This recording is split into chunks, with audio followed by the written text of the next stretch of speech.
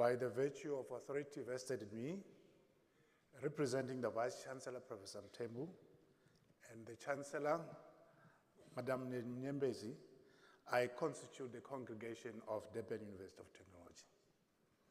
Before you sit, I'd like to welcome Prof. Sbier, the Vice Chancellor of MUT, who has decided to join and come and celebrate with us. Good evening. You may be seated.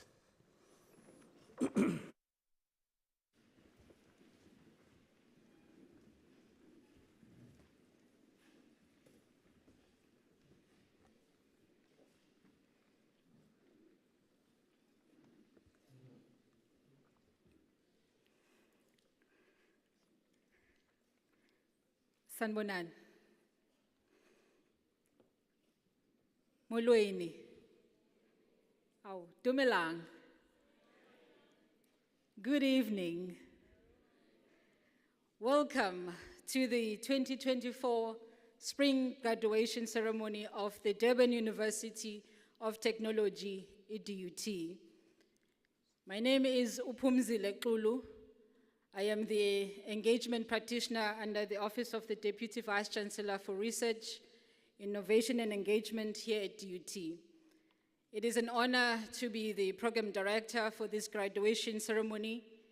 I appreciate the opportunity and trust that we will all work together to make this day, this evening, a memorable one for all our graduates and their loved one here with us this evening. I would like to acknowledge our esteemed Chancellor in her absentia, Umama Unonkululeko Nyembezi. I would also like to acknowledge our Vice Chancellor and Principal, Professor Thandwa Mthembu, members of DUT Council, members of Convocation and other broader alumni, members of the university's executive and senior management teams, members of faculty and colleagues from the administration and support services at DUT, internal stakeholder leaders from the institutional forum and the unions, members of the SRC, members of the Student Parliament, all protocol observed. Ladies and gentlemen, a special welcome to our graduands, their parents and guardians, family and friends, supporters and funders, and welcome to you, our honored guests, those assembled in the hall today, and those watching this ceremony via the live stream online. It is an absolute honor to be with you this evening as we celebrate excellence and applaud our adaptive graduates for their academic achievement. This particular ceremony is for the conferment of degrees, diplomas, and certificates in the faculties of Applied Sciences, Engineering, and the Built Environment, and the Health Sciences. Ladies and gentlemen, the DUT strategy named Envision 2030, which was launched by our Vice Chancellor and Principal in 2020, is continuing to have a meaningful impact on our university. We are very grateful and extremely proud of our students and the staff who consistently live the values and principles as enshrined in the DUT Envision 2030 strategy.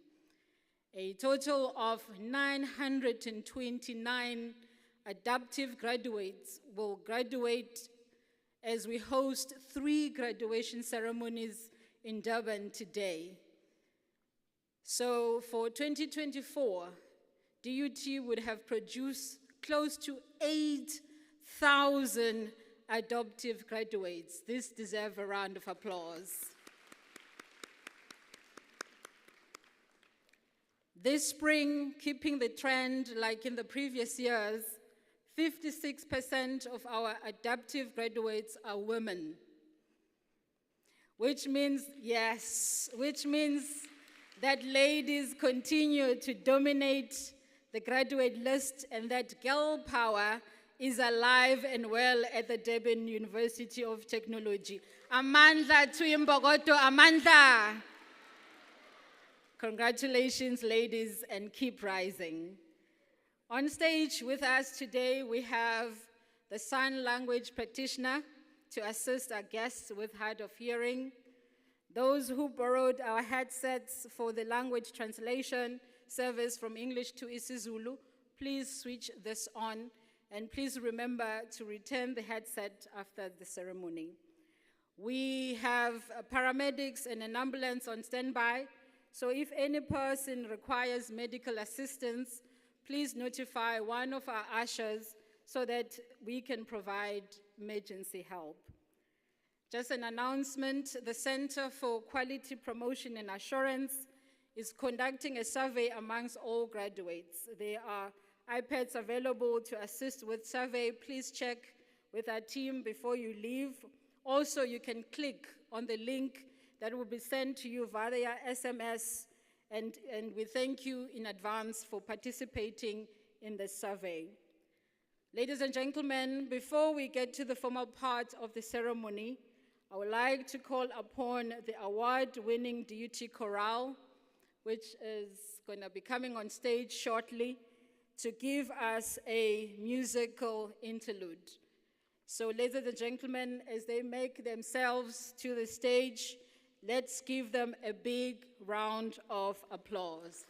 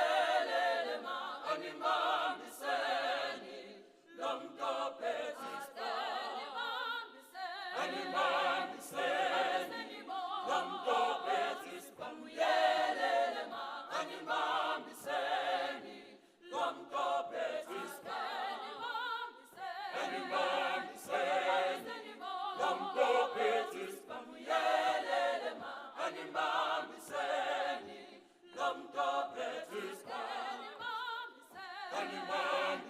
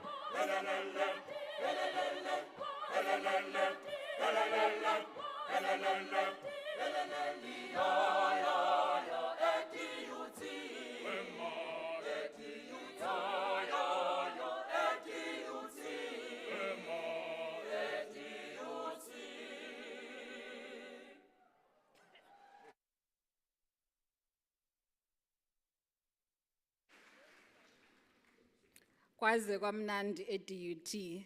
Let's give our DUT choral another big round of applause. Wonderful. In a short while, ladies and gentlemen, we will invite our graduands on stage. I'd like to make an appeal that, as you know, every graduate deserves your attention and applause. We know that this has been a long day for many of you, and we know also this might be a long session because, as you see the red gowns in front of you, we need to acknowledge every single graduate graduating today. So we would like to ask in the spirit and in the dignity of the graduation ceremony that you respect every graduate and their loved ones' right to enjoy the moment. So whilst you're on stage, we know that you are excited as you look beautiful this evening. You are excited and you want to celebrate. Just remember, if you are attempting to perform and bring the roof down and get all jumping, there are graduates also who are lining up and they also want to have their name heard, and their loved ones deserve to enjoy that moment. So we ask that you, as you celebrate, you do so with consideration and respect. And please, we ask to stay for the entire duration of the graduation ceremony. There's a saying that some of you might know that says, what happens in Vegas stays in Vegas, right? We know now, though, that that is not true anymore. What happens stays in social media, Facebook, Instagram, TikTok, and all the likes.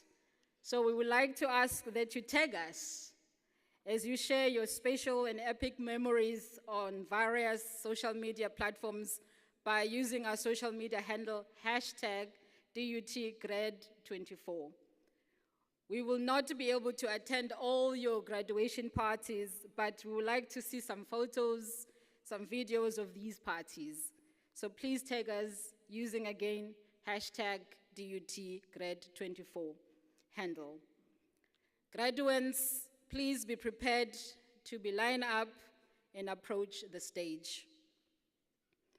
At DUT, our philosophy of education is, our creativity and innovation shapes adaptive graduates who transform society. It is almost time for us to meet our adaptive graduates. I will now call upon the executive deans of the faculties of Applied Sciences, Engineering and the Built Environment, and the Health Sciences to commence with the rest of the graduation ceremony.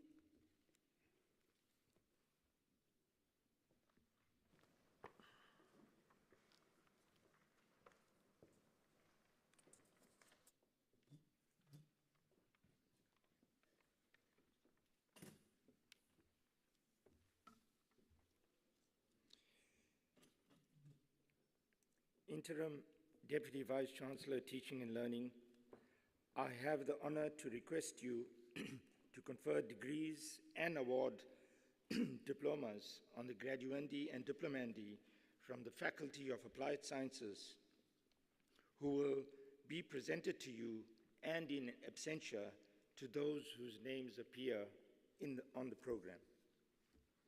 By virtue of the authority vested in me, I confer the degrees and award diplomas.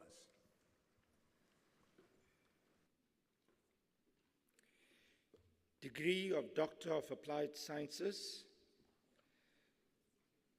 Title of thesis, Iron-Doped Metal Oxide and its Power Conversion Influence on Perovskite Solar Cells. I now call upon the supervisor to read the summary.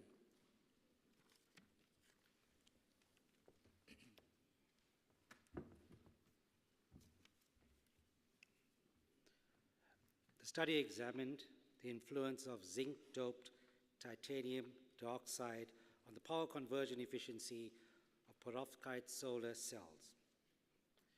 Incorporating zinc ions into titanium dioxide improved its crystallite size, surface smoothness, and uniformity.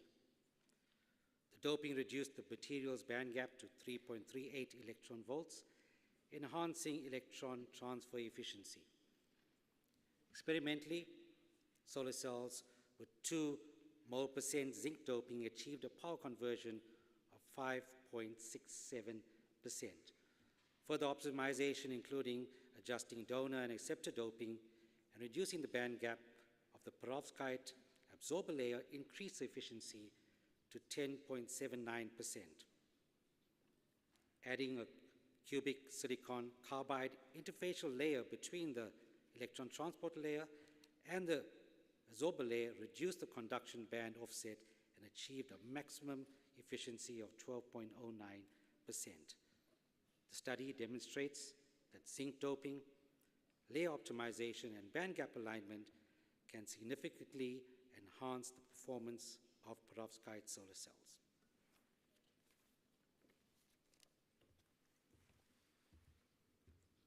Supervisor Professor Ian Lazarus, Interim Deputy Vice Chancellor Teaching and Learning for the degree of Doctor of Applied Sciences, I present to you Dwayne Jensen Reddy.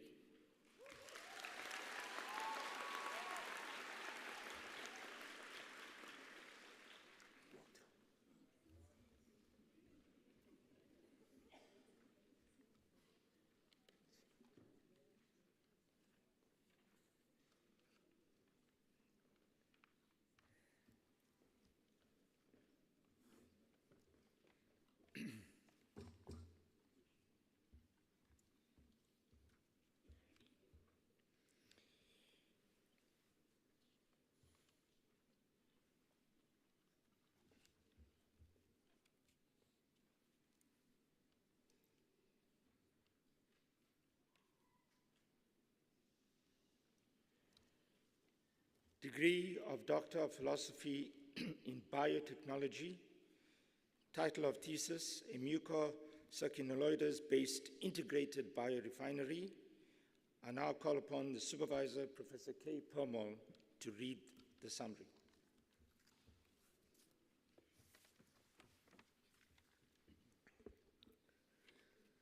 The utilization of agro-based waste residue is a prominent example of what's called a circular bioeconomy.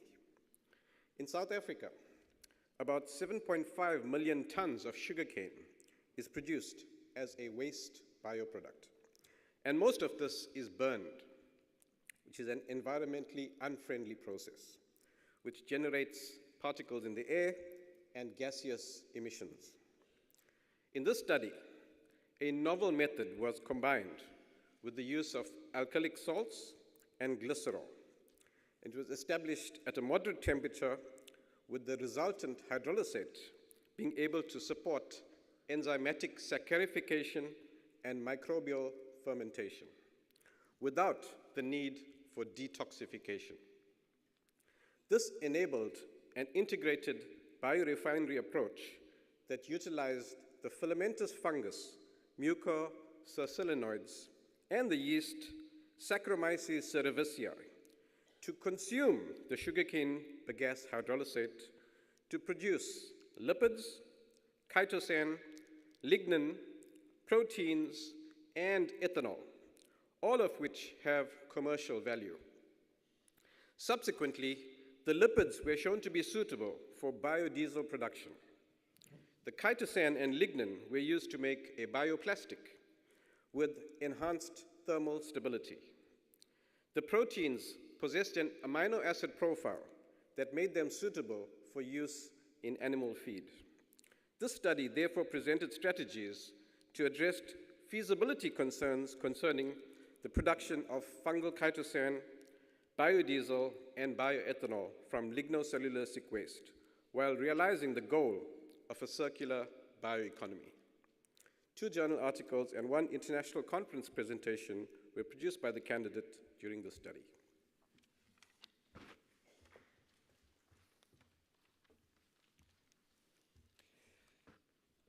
Supervisor was Professor K. Permal, co-supervisor Professor S. Singh, Interim Deputy Vice Chancellor Teaching and Learning for the degree of Doctor of Philosophy in Biotechnology. I present to you Johnson Tungamarei Zaninga.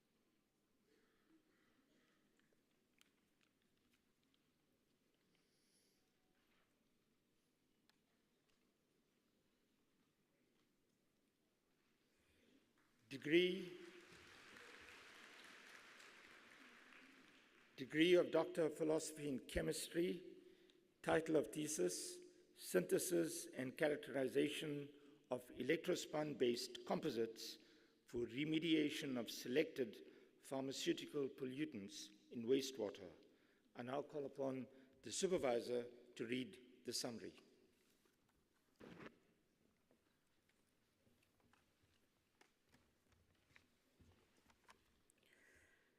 In response to the growing concerns of pharmaceutical drugs containing water bodies, a collaborative study between Durban University of Technology, Mintech, and the University of Ottawa focused on developing electrospun-based composite membranes for wastewater remediation.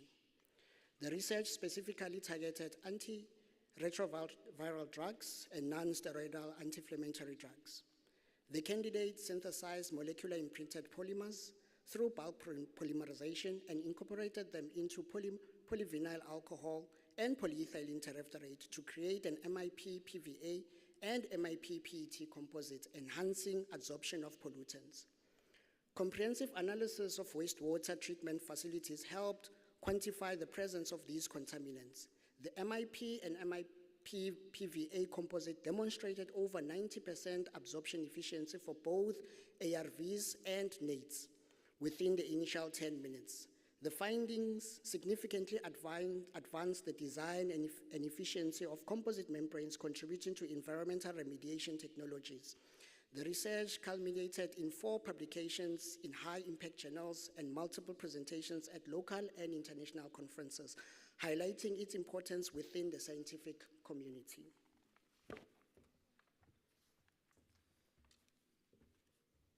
Supervisor Dr. T.H. Makoto, co-supervisors Dr. T.C. Mokena, Dr. T.R. Makanya, and Professor M.P. Meyer. Interim Deputy Vice Chancellor Teaching and Learning for the degree of Doctor of Philosophy in Chemistry, I present to you Sisonke Sigonya.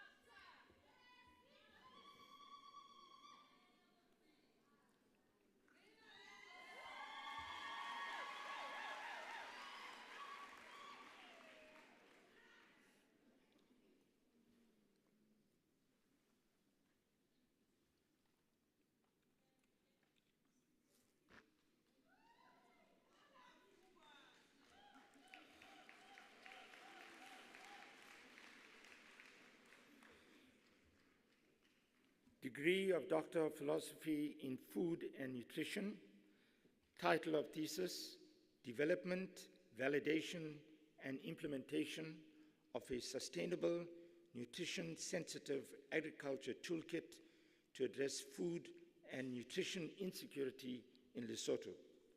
I now call upon the supervisor to read the summary.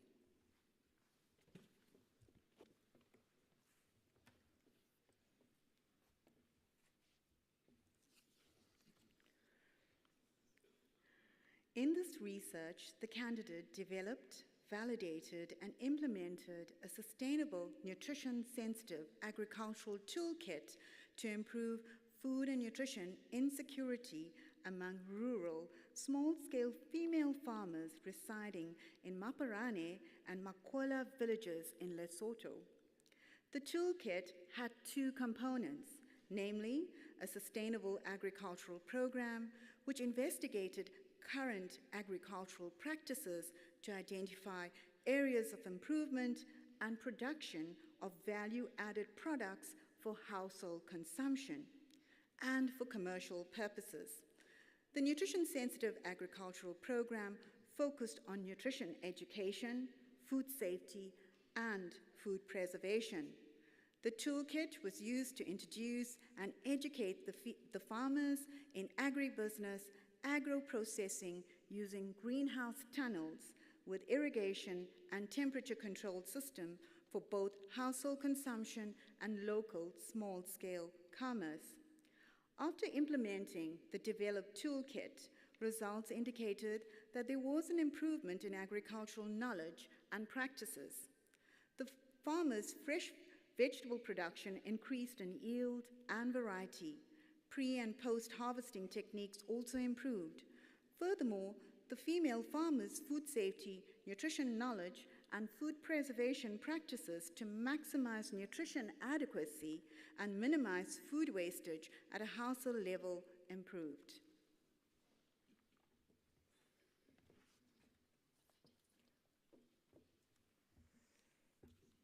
Supervisor, Professor C.E. Napier, co-supervisors, Professor A. Naika and Professor K.J. Duffy.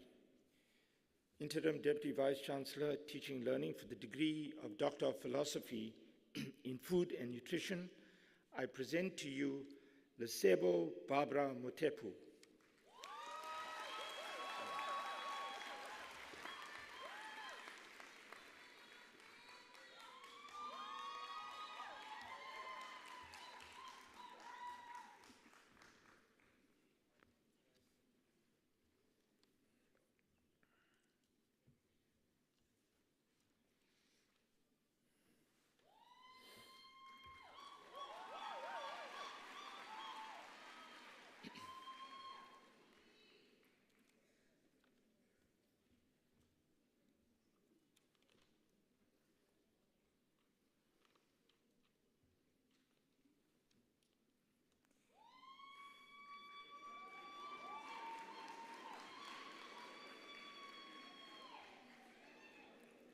Degree of Doctor of Philosophy in Food and Nutrition, title of thesis, Effectiveness of a Canteen and a Worksite Behavioral Intervention to Lower Cardiometabolic Risk in South Africa. I now call upon the supervisor to read the summary.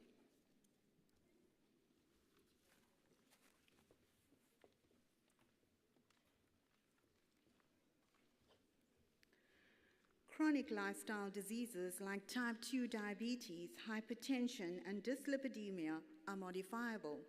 However, these non-communicable diseases are set to outpace communicable diseases in South Africa. To address this, a randomized controlled trial was conducted at work sites comparing a canteen and behavioral intervention with a canteen-only intervention. The study aimed to reduce cardiometabolic risk, focusing on blood pressure, triglycerides, HbA1c as a primary outcome. Results indicated both interventions improve cardiometabolic risk factors, with the canteen-only intervention being more feasible and having broader reach than the canteen and behavioral intervention. Promoting a healthy worksite food environment can encourage healthier eating habits. The resulting gains have economic significance for the employee, the employer, and the country. It also has the potential to improve the employee's quality of life.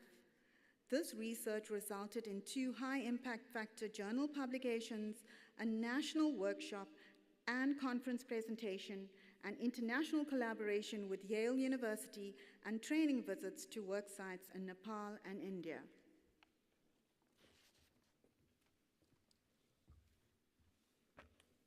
Supervisor of the study was Professor A. Naika, co-supervisor Dr. H. Kroblar.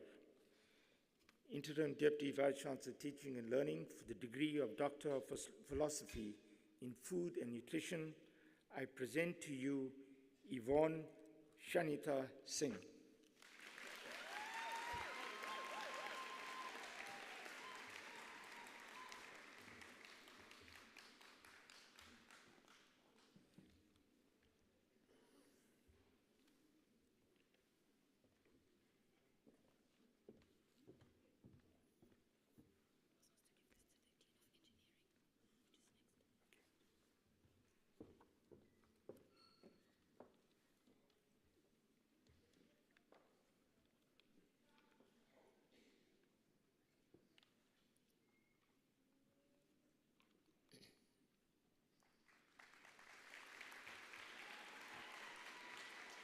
I now call upon the Executive Dean of the Faculty of Engineering and the Built Environment.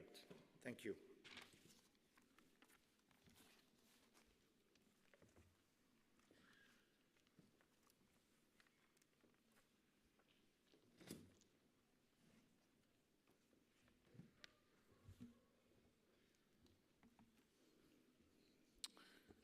Interim Deputy Vice-Chancellor, I have the honor to request you to confer degrees and award diplomas and certificates on the graduands and diplomands from the Faculty of Engineering and the Built Environment, who will be presented to you and in absentia to those whose names appear on the program.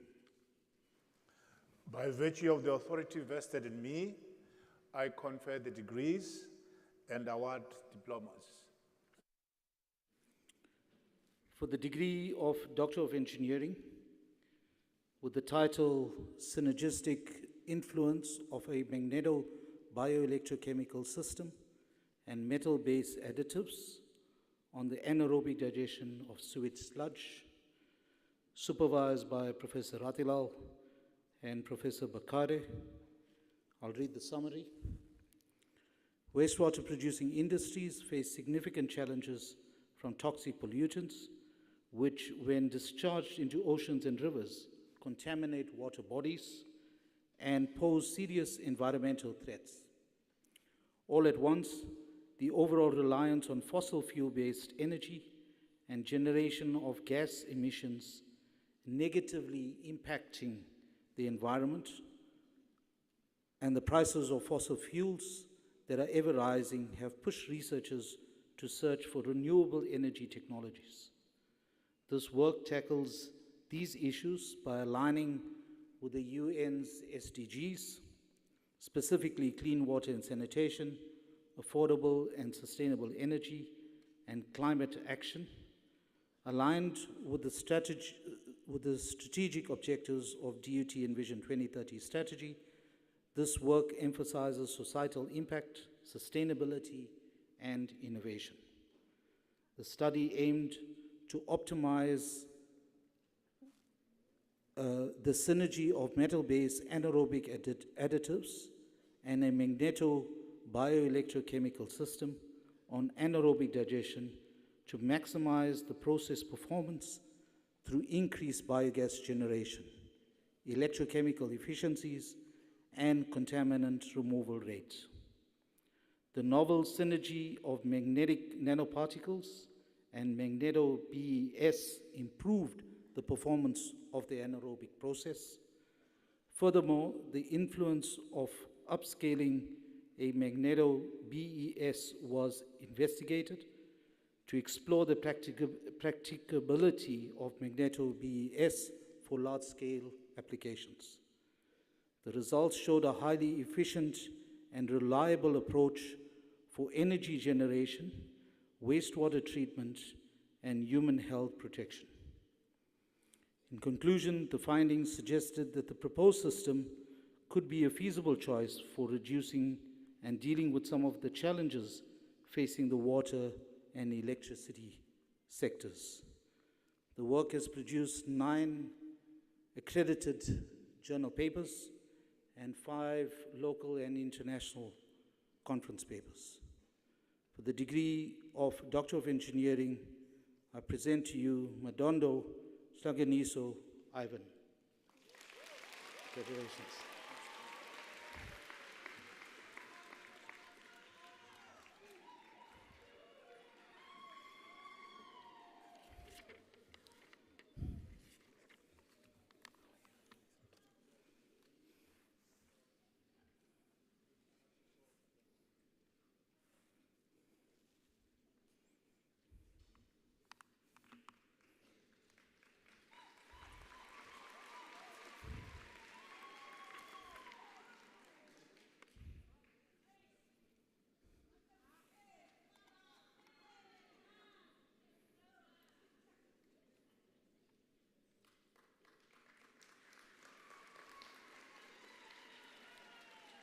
Deputy Vice-Chancellor, for the degree of Doctor of Philosophy in the Built Environment, with the title An Integrated Procurement Model for Sustainable Delivery of Railway Infrastructure Projects in Nigeria, supervised by Dr. Mewomo. I'll call upon Prof. Ayetan to read the summary.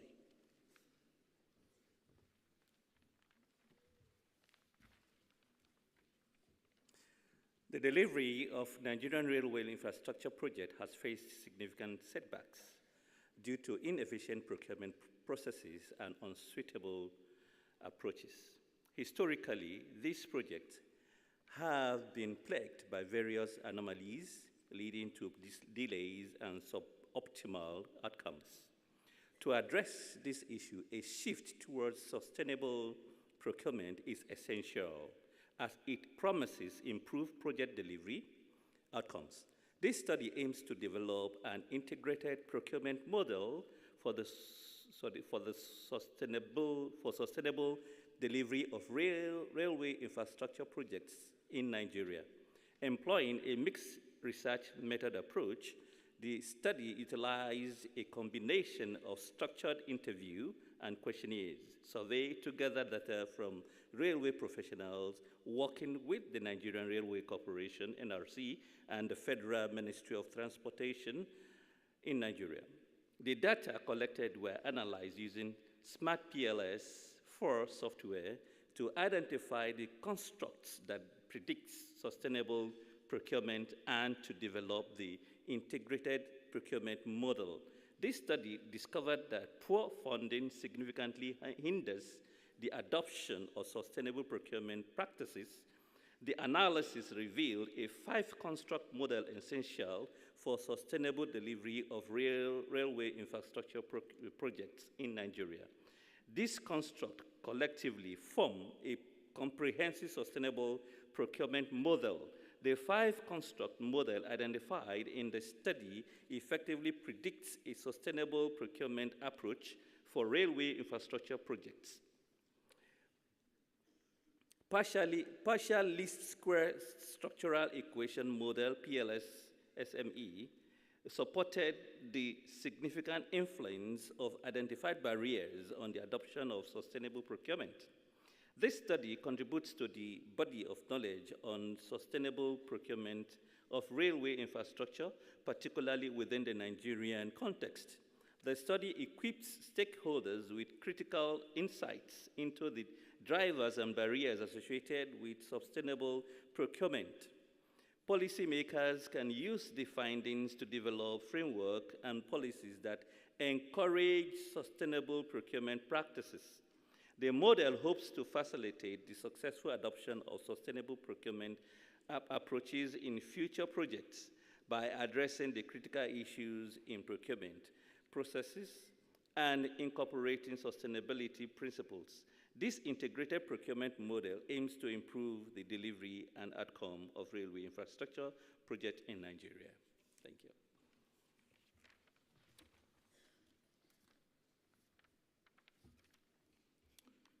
Deputy Vice-Chancellor, for the degree of Doctor of Philosophy in the built environment, I present to you Awedele Imolio Abraham.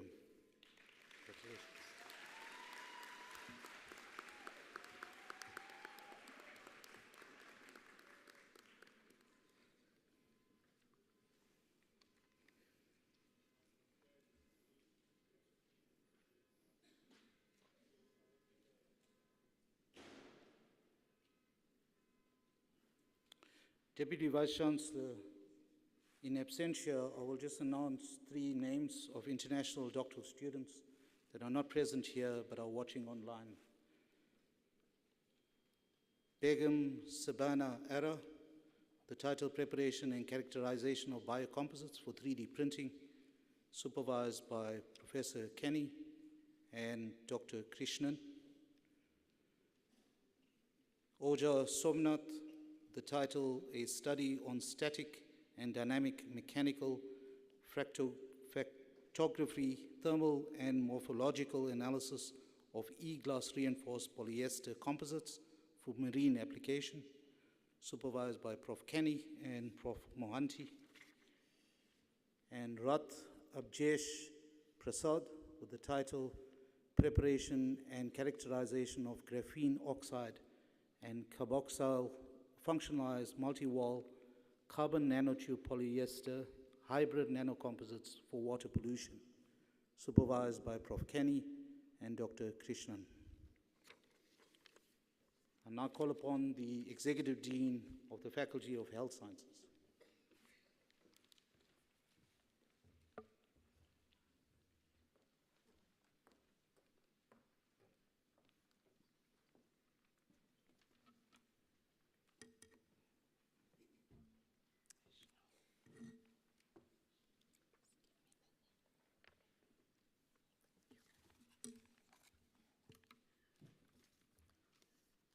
Interim Deputy Vice-Chancellor, I have the honor to request you to confer the degrees and award diplomas and certificates on the graduands and diplomandi from the Faculty of Health Sciences, who will be presented to you, and in absentia to those whose names appear on the program.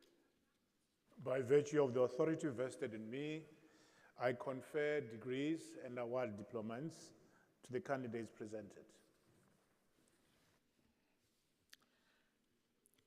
For the degree of Doctor of Medical Laboratory Science, the title of the thesis, Assessing the Burden of Hepatitis B Infection in South Africa to Determine Disease Control and Elimination Strategies, supervised by Dr. N. Prabdyal Singh and Dr. P. Pillay. I would like to call Dr. Pillay to present a summary of the study.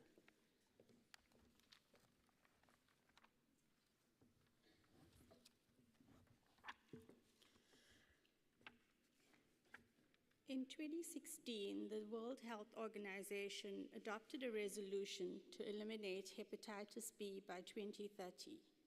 In South Africa, the hepatitis disease burden has largely been estimated from community-based or centennial studies, thereby limiting its accuracy. This study focuses on disease prevalence and incidence of hepatitis B between the periods of 2015 to 2019, including pregnant women attending antenatal care in 2017. Essentially, the study examines how predominant hepatitis B infection is in the country and how often new cases occur, and how protected people are by looking at their immunity against the virus. By analyzing this data, the study highlights South Africa's situation over this period and provides insights towards achieving the World Health Organization 2030 hepatitis elimination goals. which include reducing deaths from hepatitis B infection and increasing diagnosis and treatment.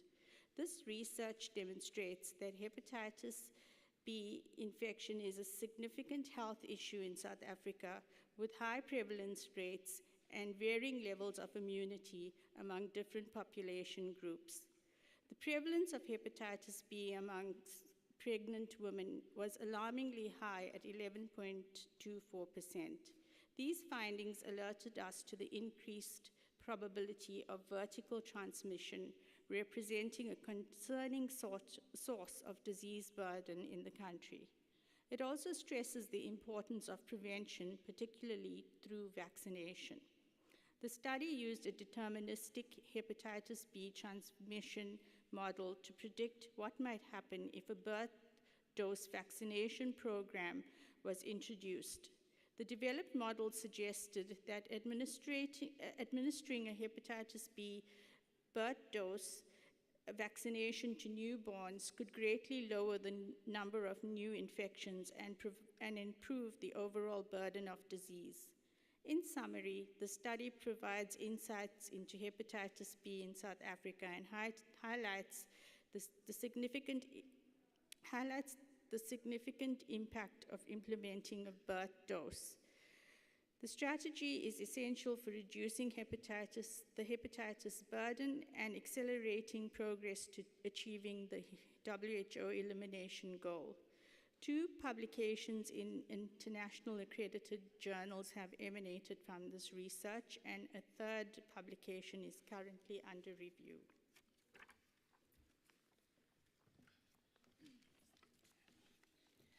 Interim Deputy Vice Chancellor for the degree of Doctor of Medical Laboratory Science, I present Shalina Munsami.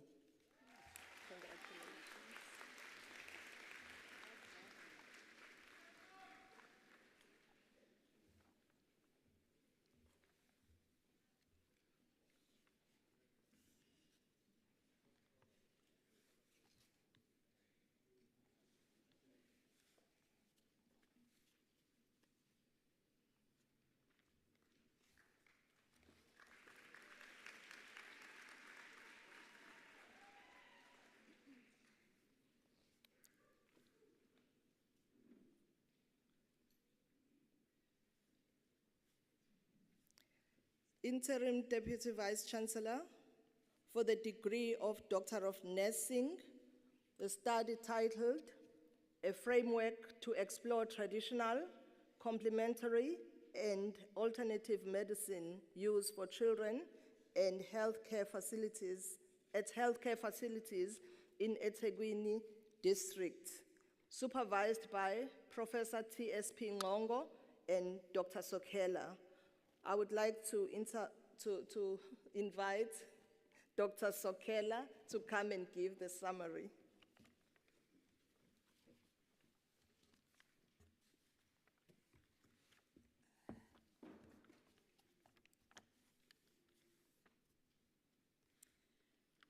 Decades of prioritization directed towards interventions for improving child health care globally have yielded a considerable decline in child mortality rates. Nevertheless, in 2019, 5.2 million children died before reaching their 5th birthday. Healthcare in South Africa encompasses different systems, which include medical care, self-medication, and the use of traditional, complementary, and alternative medicine, TCAM. The researcher conducted a study to gain more insight on TCAM use with the ultimate aim of developing intervention to strengthen current child care assessments. A qualitative exploratory descriptive design guided this study. Data were collected using face-to-face interviews with caregivers and focus group discussions with professional nurses. Data were analyzed using text-aid coding steps. Caregivers used TCAM for their children either on its own or concurrently with conventional medicine.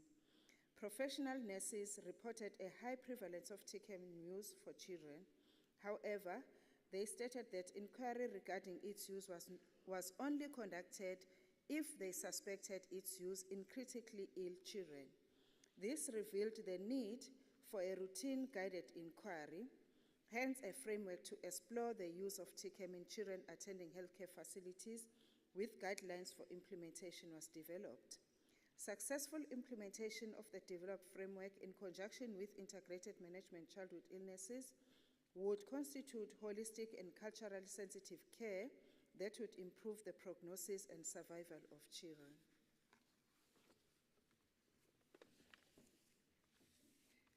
Interim Deputy Vice Chancellor, for the degree of nursing, I present Shanita Pillay.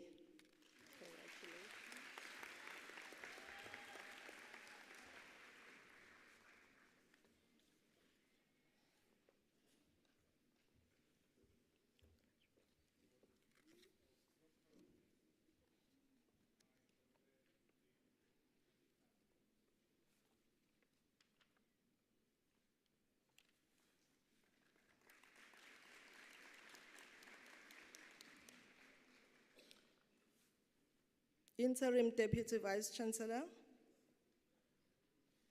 for the degree of Doctor of Nursing, the title of the study, an interpretative phenomenological analysis of family involvement in the hospital nursing care of children with autism spectrum disorder within eThekwini municipality. The study was supervised by Professor T.S.P. Ngongo and Dr. D.G. Sokela. I would like to invite Dr. Sokela to present the summary of the study.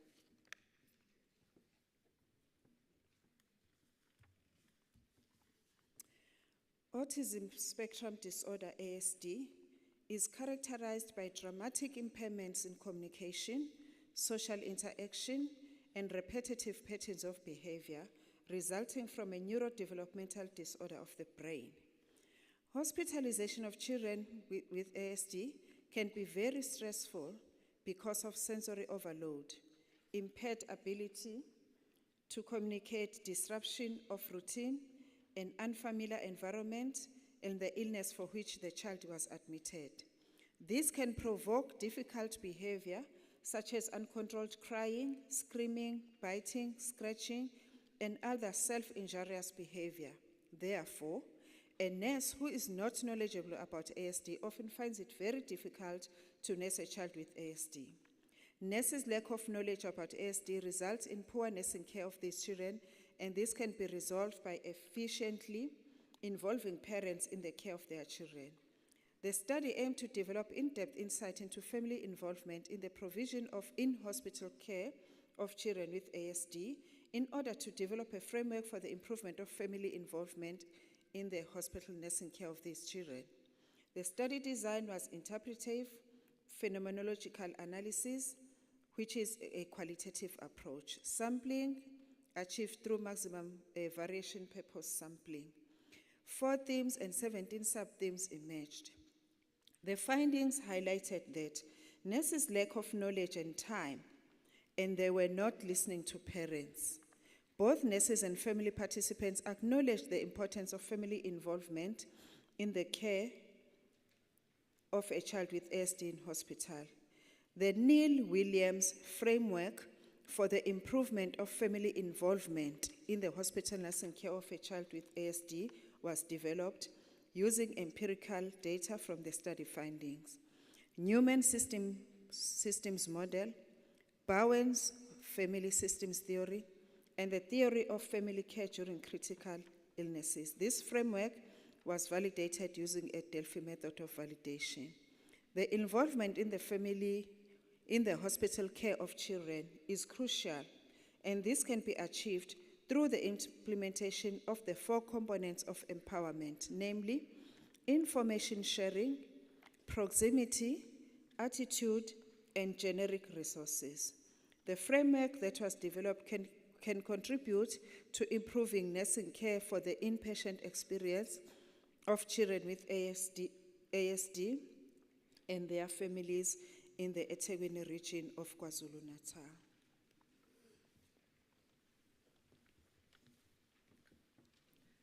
Interim Deputy Vice Chancellor, for the degree of Doctor of Nursing, I present Neil Williams.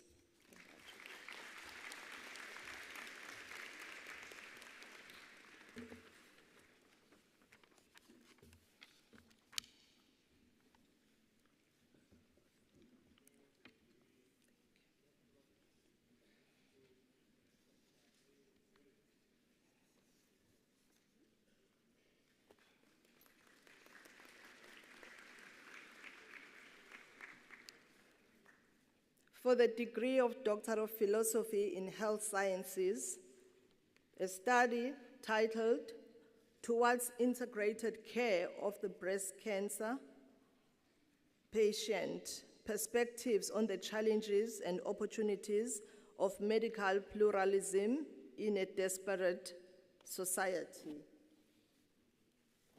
Supervised by Professor A.H.A. Ross and Professor C.C. Ginebai. I would like to invite Professor Ross to give the summary of the study.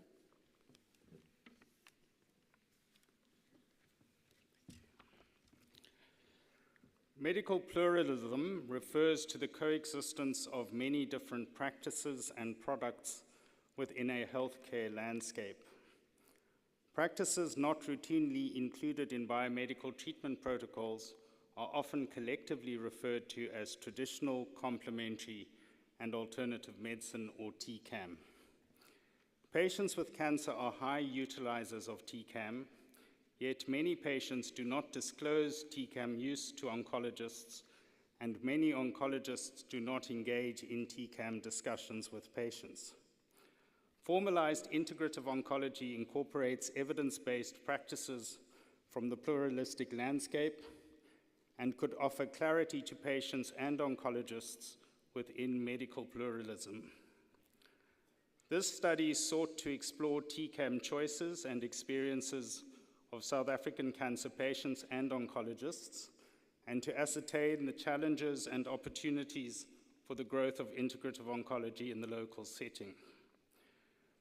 Data were derived from patients and oncologists' surveys and interviews with participants recruited from government and private facilities. Patients reported incorporating a range of TCAM interventions to gain control, combat side effects, and support healing. Frequencies of inclusion were consistently and significantly lower in the government cohort. The additional practices were mostly self-directed and varying levels of disclosure. Patients expressed the need for more information and guidance. Formalized integrative oncology is currently not evident in oncology care in eThekwini, and oncologists remain divided on the role of TCAM in oncology. However, many oncologists strive towards a holistic model of patient care and are open to evidence-based TCAM inclusions and collaborations. Medical pluralism brings challenges and opportunities. With the disparate nature of medical provision in South Africa, the government sector holds more challenges for oncologists and patients. Empowering patients through evidence-based health literacy remains a priority for them to navigate the health landscape of South Africa safely and effectively, avoiding risk while optimizing quality of life and clinical outcomes across the cancer continuum.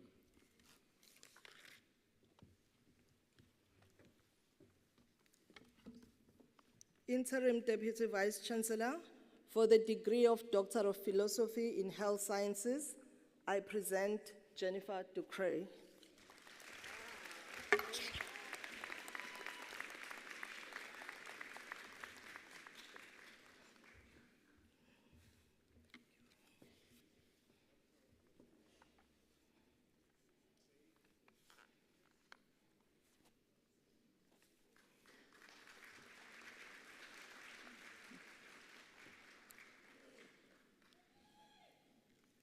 For the degree of Doctor of Philosophy in Health Sciences, the study titled Primary Caregiver Experiences and Perspectives on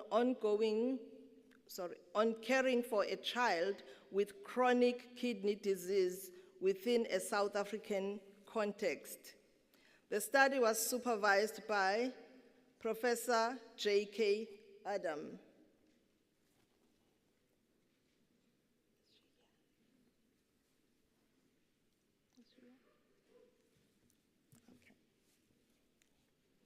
The summary of the study: informal and unpaid caregivers play an important role in the management of pediatric patients who have chronic kidney disease. The burdens that the caregivers experience during their caregiving roles and responsibilities have not been extensively researched, particularly within this patient population and within the South African context. There is currently no research on how the primary caregivers are affected in caring for a child with chronic kidney disease. The high physical, psychological, and economic burdens experienced by the caregiver can in turn lead to negative impact on the child's health outcomes and medical treatment. The study ascertained the burdens that caregivers experienced in their care of pediatric chronic kidney disease patients who were receiving hemodialysis in the renal unit of a large public hospital in KwaZulu-Natal in South Africa. The experiences of this unique population of caregivers are complex and multifaceted, but despite the various challenges they encounter, they continue to provide care and support for their young patients. Renal health care practitioners may use the findings to develop and provide suitable supportive interventions and resources for their caregivers. It is essential that these be included in treatment guidelines for the ill child, not only to reduce caregiver burdens, but also to improve the overall chronic kidney disease pediatric patient outcomes. Interim Deputy Vice Chancellor for the degree of Doctor of Philosophy in Health Sciences, I present Shamini Govender.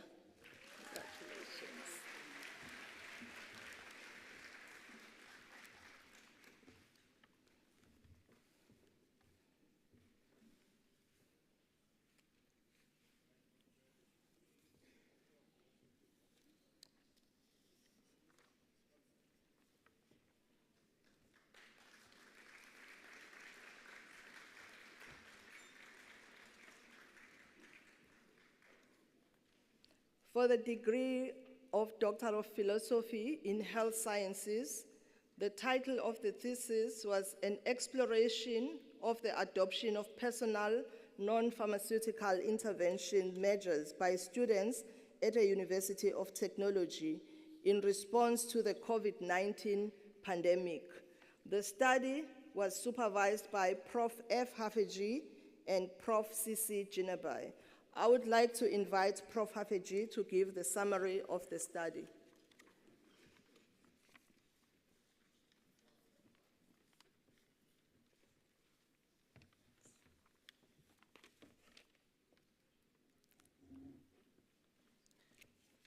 Investment in adolescent health and well-being bring a triple benefit: adolescents' lives now, their future lives, and those of future generations. However, worryingly, universal prevention programs targeting adolescents have shown little success.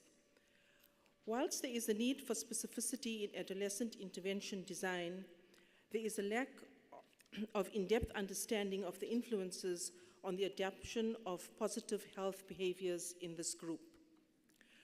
This qualitative study explored non-pharmaceutical intervention adoption by students at a South African university during the COVID-19 pandemic. It used the COMBI model of behavior. Data were collected via individual semi-structured interviews and underwent analysis using the theoretical domains framework as well as thematic analysis. Findings indicate that the NPI adoption evolved over time, aligned to the available scientific literature on NPI efficacy, but not necessarily to the government regulations. Despite this knowledge, a lack of social opportunity and lowered motivation reduced compliance when interacting with loved ones, where emotions clouded judgment.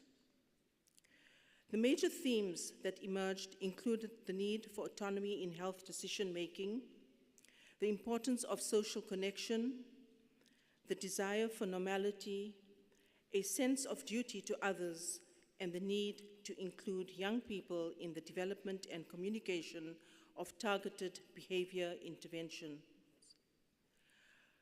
This information was used to develop recommendations for the design of adolescent interventions to produce behavior change interventions that are better suited to the target audience, as well as also foster a sense of ownership and empowerment to positively influence community acceptability, thus enhancing positive outcomes of the interventions.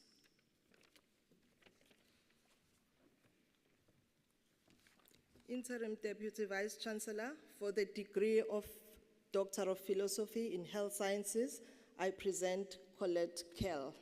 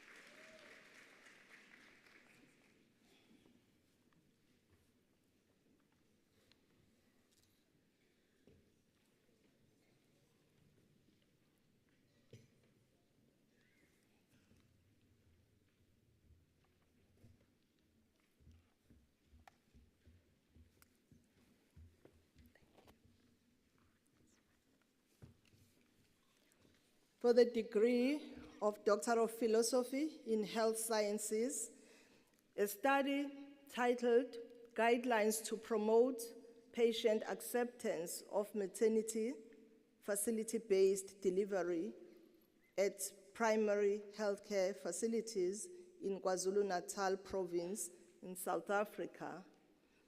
The study was supervised by Professor M.N. Sibiya. I would like to invite Professor Sibiya to give the summary of the study.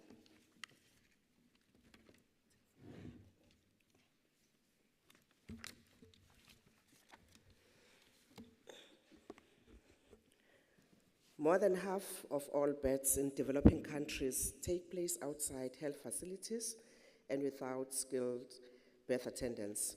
This has therefore made it difficult to achieve the Sustainable Development Goals of global reduction in maternal mortality, which is a key health challenge globally, especially in developing countries and sub-Saharan in particular. The aim of the study was to explore and describe the views of pregnant women regarding facility-based delivery and ultimately develop guidelines for facility-based delivery. Data were collected from 6 groups of pregnant women who had delivered their babies at the antenatal facilities in the past 5 years, as well as from the midwives and the operational managers who were allocated in antenatal maternity wards and in postnatal wards of the 2 selected health care facilities in the province of KwaZulu-Natal. Facilitating conditions to facility-based delivery and 4 sub-themes of good nurse-patient relationship, adequate skilled staff, availability of logistics, and antenatal care services emerged from the study. Facilitators and challenges to hospital-based delivery included several factors associated with failure to use institutional delivery services, such as long distance from the healthcare facilities, lack of transport, lack of maternity facility-based delivery, lack of transport, shortage of skilled staff, failure to disclose pregnancy, cultural and religious beliefs, and staff attitudes. Guidelines to promote patient acceptance of maternity facility-based delivery at healthcare facilities in KZN were developed. The guidelines targeted the important areas that may assist policymakers, women, and healthcare professionals to promote acceptance of facility-based delivery. From the study, one article has been published in a DHET accredited journal, and another one is under review.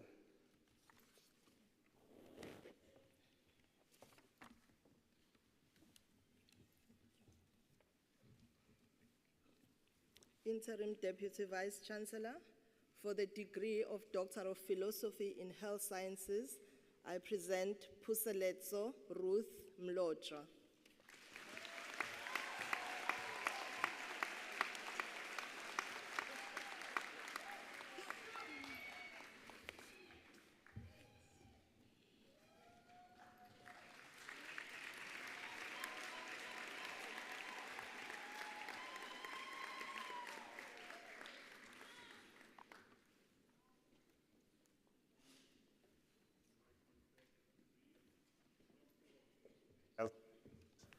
To Puseletso Ruth Mlocha.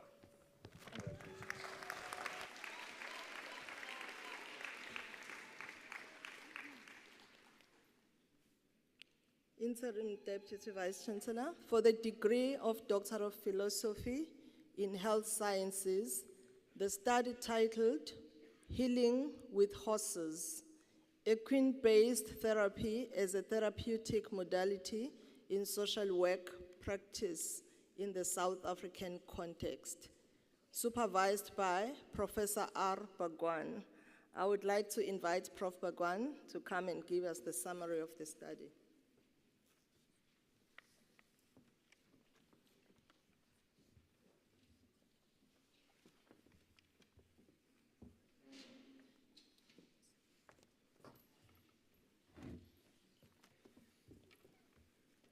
Nature-based psychotherapeutic interventions have advanced, with equine-based therapy emerging as a powerful ecosystem approach that is gathering momentum abroad. Despite its ability to deliver a range of psychotherapeutic benefits for those who have experienced trauma, little empirical work exists on the theoretical foundation of equine-based therapy and its efficacy in the South African context.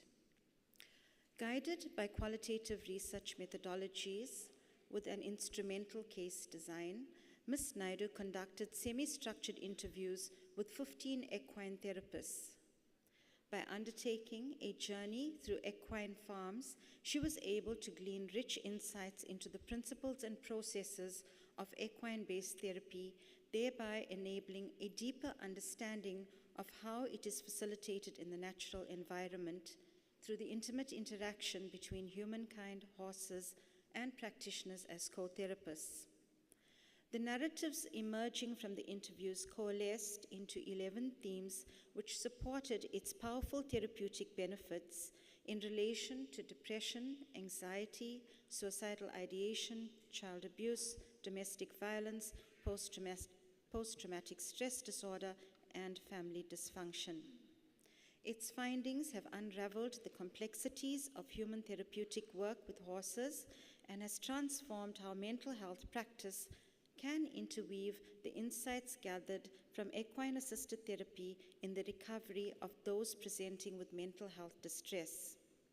Through the theorization of the fundamental principles of equine-based therapy, the opportunity to integrate it into mental health curricula is now possible in South Africa. There are 4 papers emerging from this study.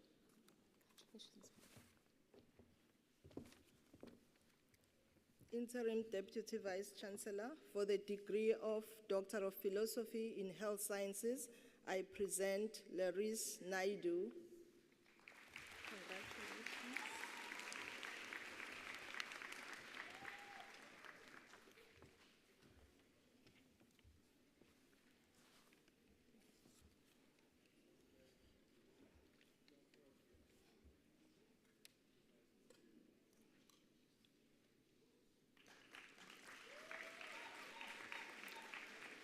For the degree of Doctor of Philosophy in Health Sciences, the title of the thesis, is living with comorbidities during the COVID-19 pandemic, a qualitative study of the heightened physical and psychosocial challenges emerging from the virus. Supervised by Prof. R. Bagwan and Prof. Hafeji, I would like to invite Prof. Bagwan to give the summary of the study.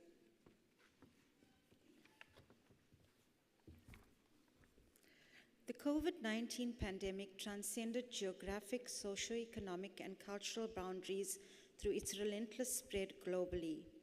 As researchers studied the physical and mental health sequelae of this insidious virus, one of the most neglected populations were those with comorbidities. Guided by qualitative research methodologies, this study sought to explore the experiences of those at greater risk of disease severity from COVID-19 due to their compromised immunity.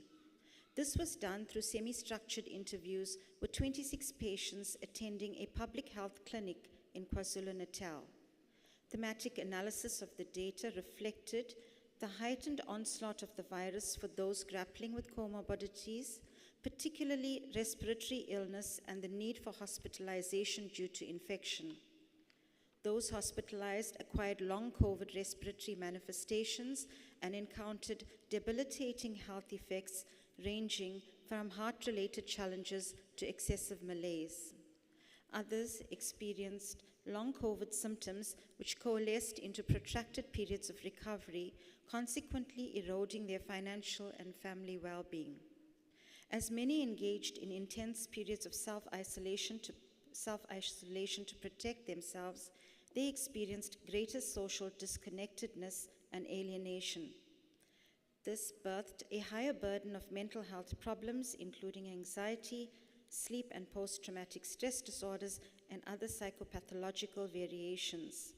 Of significance was that the study revealed the fragility of the healthcare system as patients struggled to receive treatment due to staff shortages. They encountered dire shortages of essential medication and were forced to wait for lengthy periods of time, even during emergencies. Spirituality, however, emerged as a salient factor in building hope and resilience amongst those afflicted by the virus.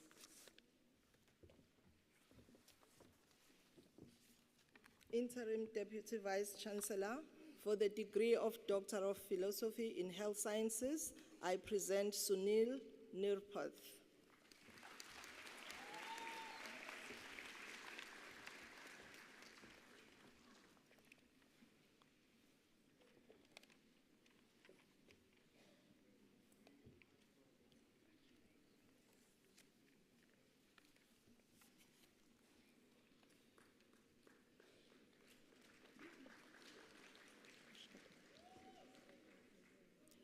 For the degree of Doctor of Philosophy in Health Sciences, the study titled Development of an HIV Risk Index for University Students in KwaZulu-Natal, South Africa. The study was supervised by Professor P. Reddy and Professor N. Govender. I would like to invite Professor Govender to come and give the summary of the study.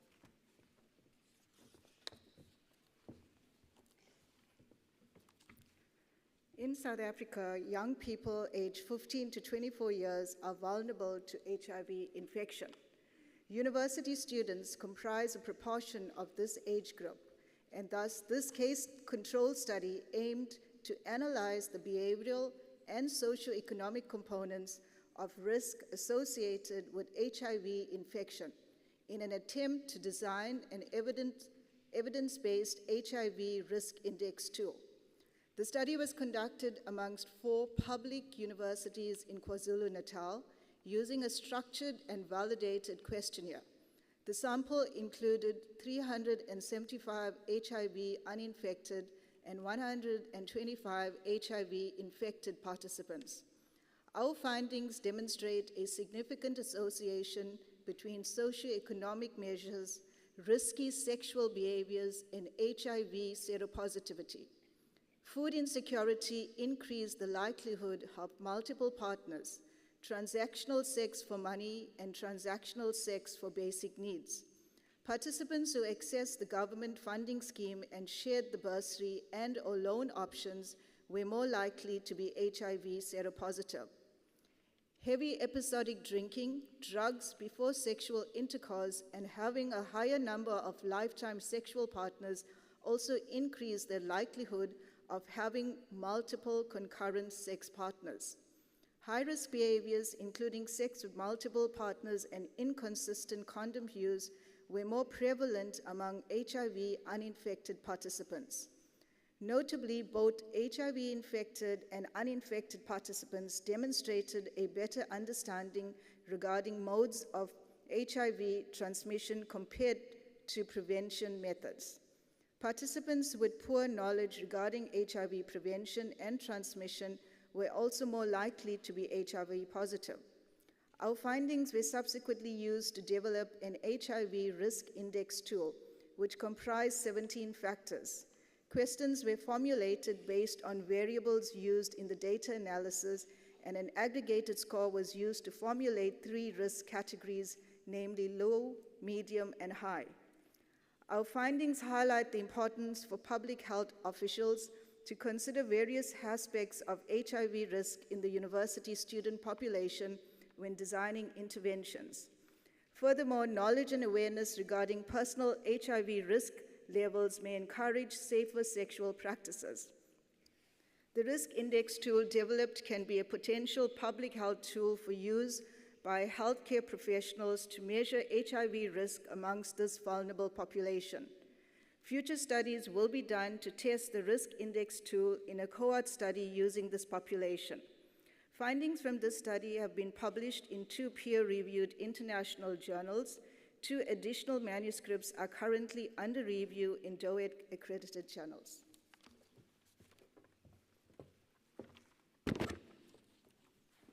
Interim Deputy Vice Chancellor, for the degree of Doctor of Philosophy in Health Sciences, I present Trishka Pillay.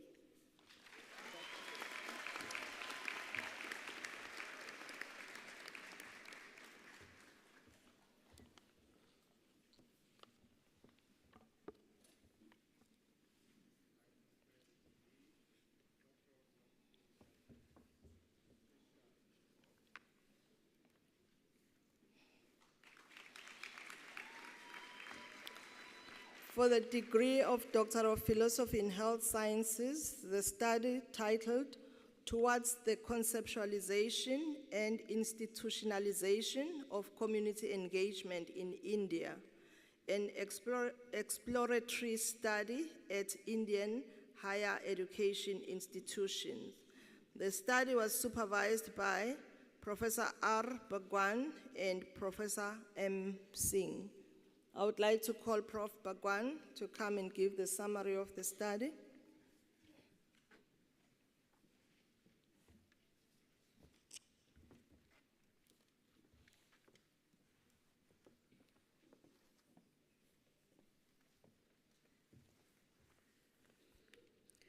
Whilst community engagement has firmly entrenched itself within the intellectual architecture of the West, its presence within the Indian higher education landscape has remained fragile.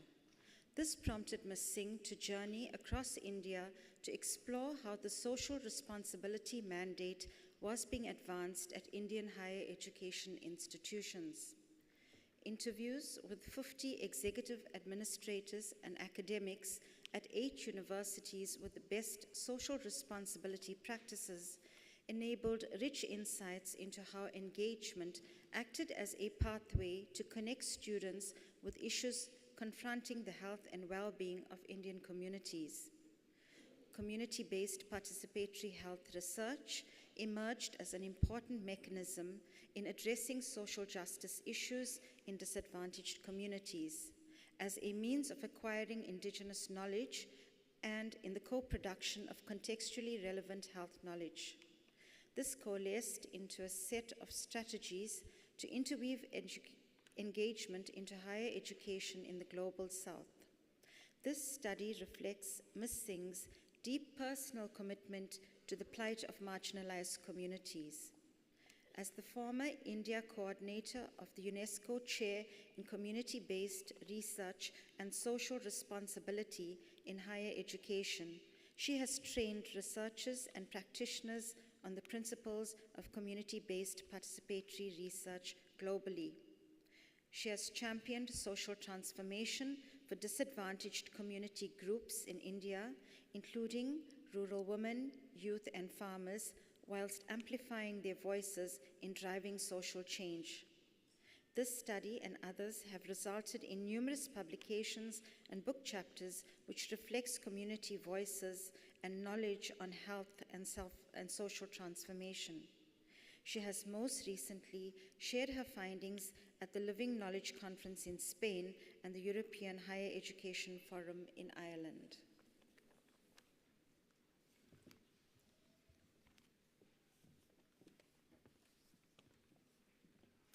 Interim Deputy Vice Chancellor for the degree of Doctor of Philosophy in Health Sciences, I present Wafa Singh.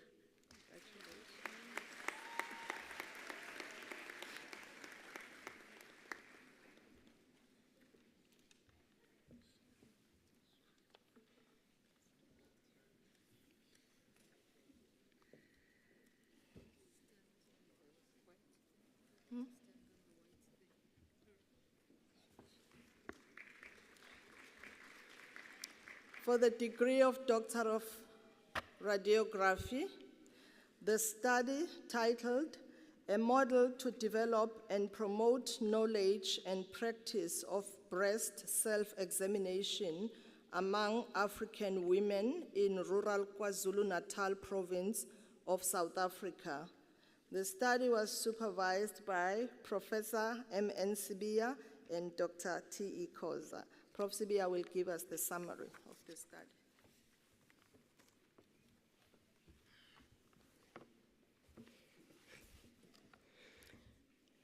Breast self-examination is considered one of the screening methods used for early detection of breast cancer. A low uptake of breast self-examination in low-middle-income countries is of concern. To date, lack of knowledge, awareness, cultural influences, and socio-demographic factors have been highlighted as influence on uptake of breast self-examination globally. However, much uncertainty still exists from a South African viewpoint, considering the different socio-cultural backgrounds. This study was aimed at exploring and describing knowledge, perceptions, and factors that influence breast self-examination uptake among rural African women in the province of KwaZulu-Natal.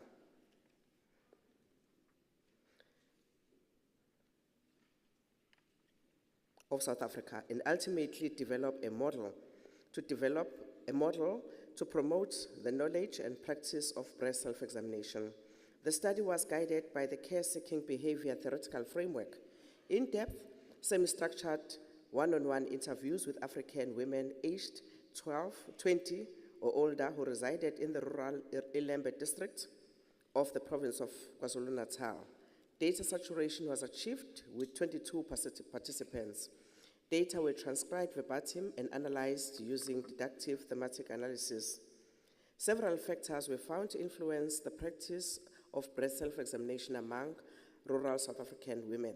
These included knowledge, awareness, clinical and social demographic influences, preventative healthcare habits, social cultural factors, breast cancer beliefs, healthcare perception, and delayed healthcare services. In addition, several participants had various traditional interpretations of breast cancer. Furthermore, there were participants who reported that they were using complementary and self-treatment practices as a habit for health-related concern. Based on the findings of the study, a model was developed to promote breast self-examination, knowledge, and practice among rural African women in KwaZulu-Natal. From this study, 2 articles have been published in DHET accredited journals, and a 3rd one is still under review.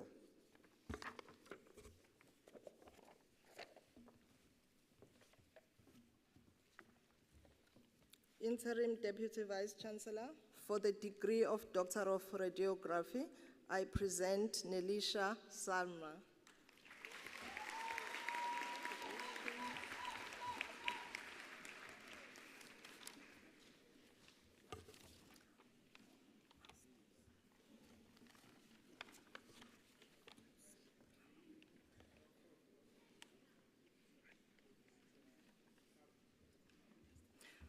I now call upon the Executive Dean of the Faculty of Applied Sciences. Thank you.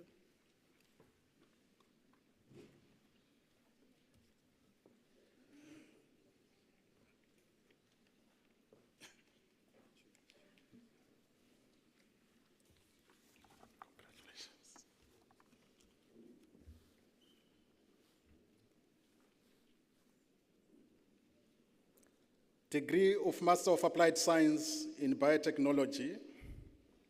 Title of dissertation, Development of a Novel Universal Coating for Urological Implants. Supervisor, Prof. T. Kudanga.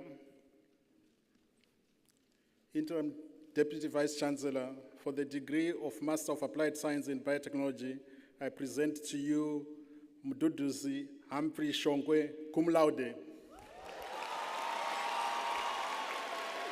Congratulations.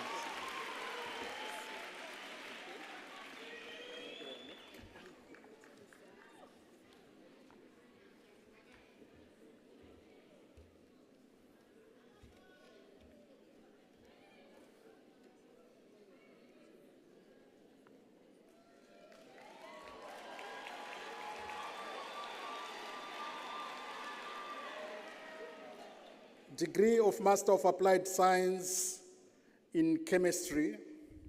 Title of dissertation, A Comparative Study of Mesoporous Nanohydroxyapatite Bio-nanocomposite from eggshells and fish scales through a mechanochemical method.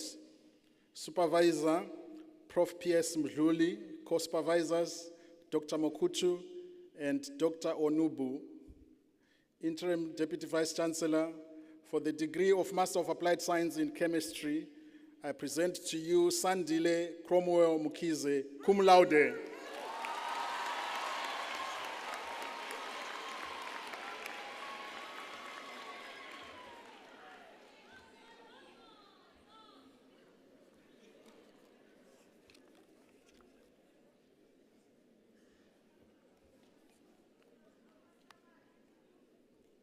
Degree of Master of Applied Science in Chemistry.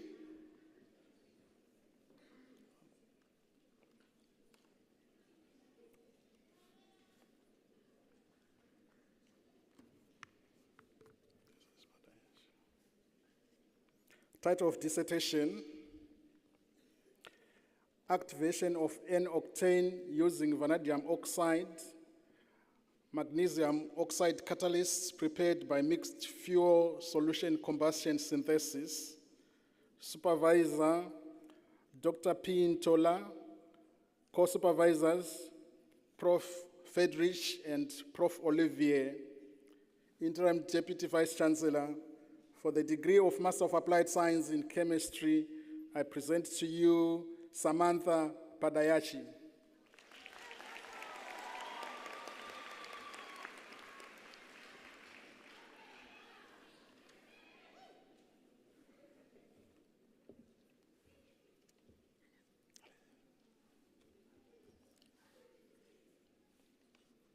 Degree of Master of Applied Science in Food and Nutrition.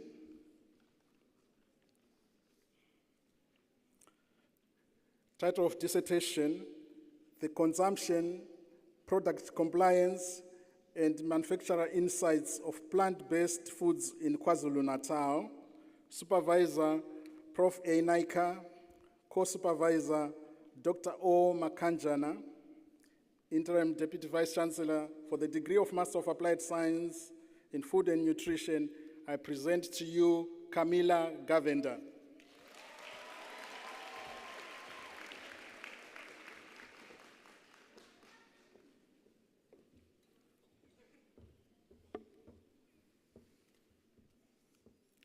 Degree of Master of Applied Science in Food and Nutrition. Title of dissertation, Intervention Effect of Food Literacy in Household Food Waste in the Kwadukuza Municipality. Supervisor, Prof. A. Naika. Co-supervisor, Dr. H.H. Hrobler.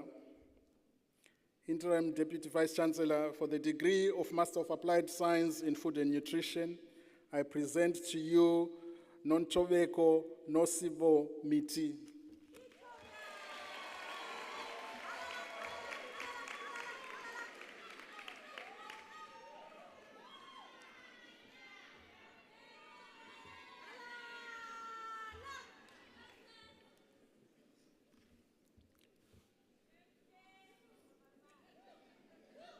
Degree of Master of Applied Science in Food and Nutrition, title of dissertation, Sugar-Sweetened Beverages and Household Sugar Consumption Patterns Amongst Adults Living in Southgate, Phoenix. Supervisor, Prof. A. Naika, co-supervisor, Dr. E.S. Singh.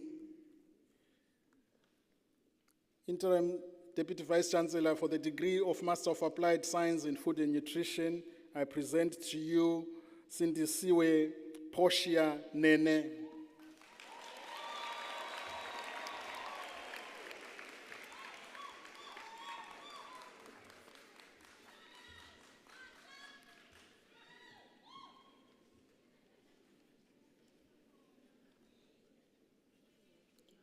I now call upon the Executive Dean of the Faculty of Engineering and the Built Environment.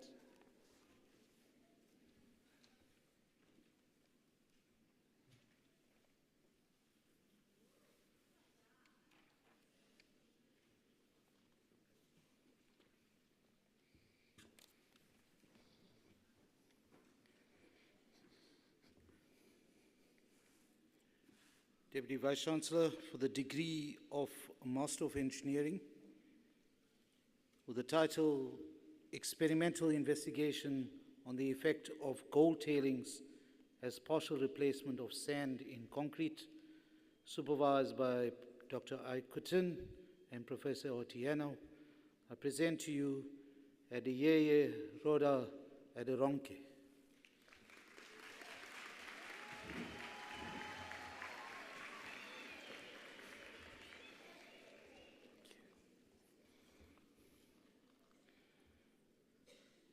For the degree of Master of Engineering, with the title Design and Application of Passive Filters for Improved Power Quality in Standalone PV Systems, supervised by Dr. Adebi and Prof. Kebeya, I present to you Lamini Sandile.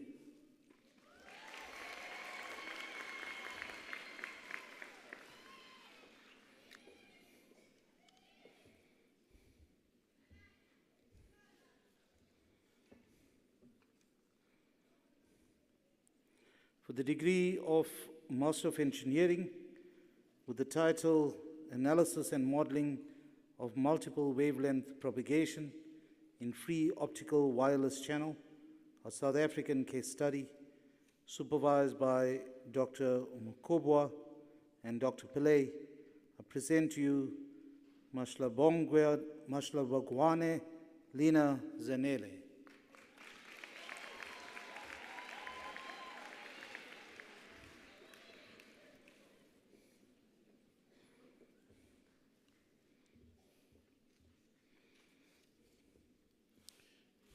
For the degree of Master of Engineering, with the title The Application of Modified Microscale Titanium Dioxide in the Photocatalytic Degradation of Bacteria in Seawater using Sunlight, supervised by Professor Ratilal and Dr. Teta, I present to you Munsami Nicole Ellison.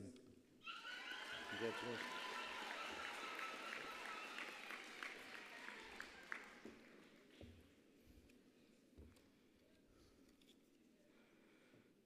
For the degree of Master of Engineering, with the title Comparative Performance Analysis of Maximum Power Point Tracking Algorithms for the Grid-Tied PV System, supervised by Dr. Akindeji and Dr. Adebi, I present to you Nufak Louise Nikiase.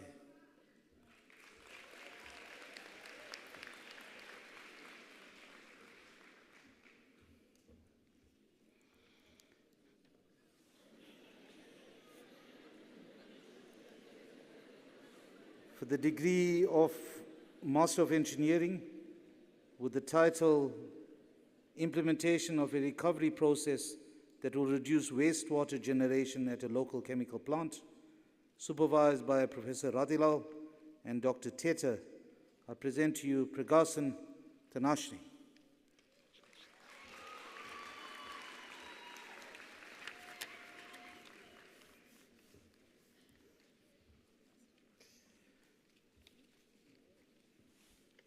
For the degree of Master of Engineering with the title Assessment of a Sugar Refinery Pilot Crystal Seed Production System, supervised by Professor Ratilal and Mr. Davis, I present to you Rahiman Syed Nawazish, graduates cum laude.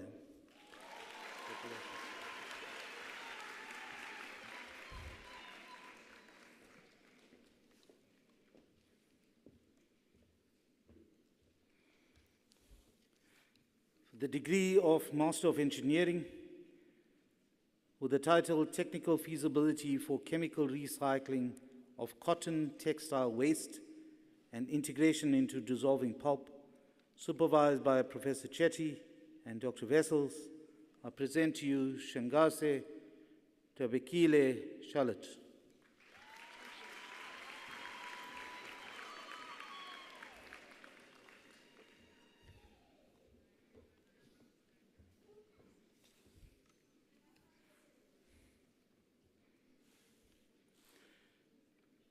For the degree of Master of the Built Environment with the title Effectiveness of Infrastructure Delivery Management System in the Public Sector Maintenance and Operations Portfolio in KwaZulu-Natal, supervised by Dr. Mewomo and Dr. Ahmed, I present to you Hadebe Weziwe Nokukanya, who graduates cum laude, as well as receiving the Dean's Merit Award for academic excellence.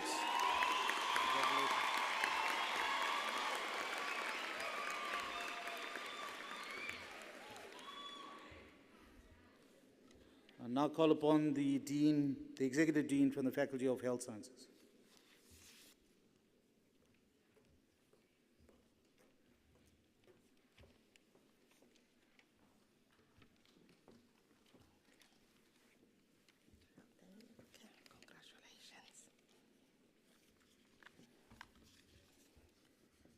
Interim Deputy Vice Chancellor for the degree of Master of Health Sciences, Master of Child and Youth Care, I present Langa Mshayisa, supervised by Professor R. Bagwan and Dr. F. Diwan. Langa Mshayisa.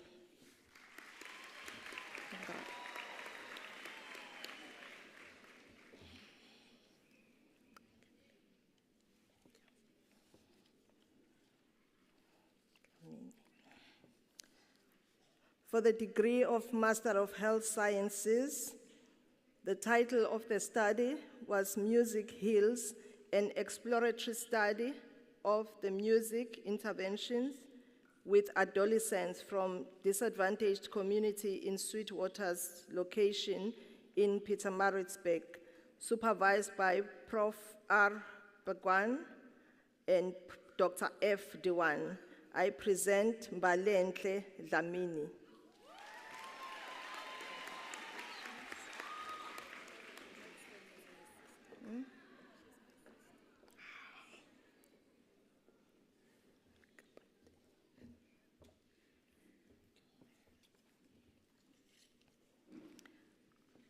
For the degree of Master of Health Sciences, a study titled Exploring the Vulnerabilities of Homeless Women in the Sisters of Mercy Homeless Shelter during the COVID-19 pandemic in Johannesburg, supervised by Professor R.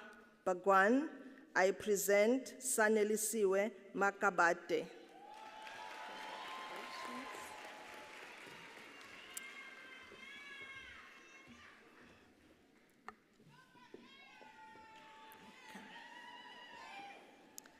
For the degree of Masters of Health Sciences, the study titled Psychosocial Factors Influencing Exclusive Breastfeeding Among the Primigravida Mothers at a Public Hospital in the Ugu District, KwaZulu-Natal, South Africa, supervised by Professor M.N. Sibia and Dr. J. Chetty. I present Jessica Naika.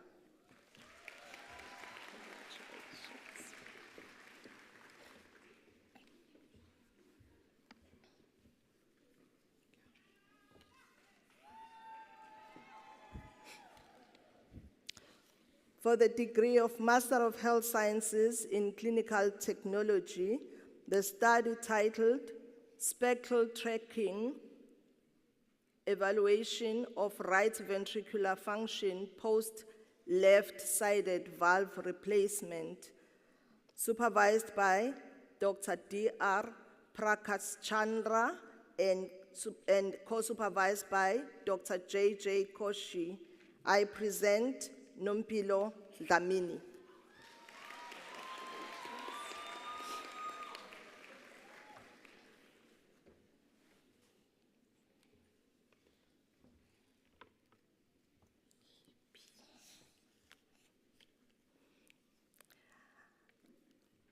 For the degree of Master of Health Sciences in Clinical Technology, the study titled The Comparison Between Apnea, Hypopnea Index in Afternoon Nap, Polysomnography, and Overnight Polysomnography at Health Establishment in KwaZulu-Natal, supervised by Dr. D.R.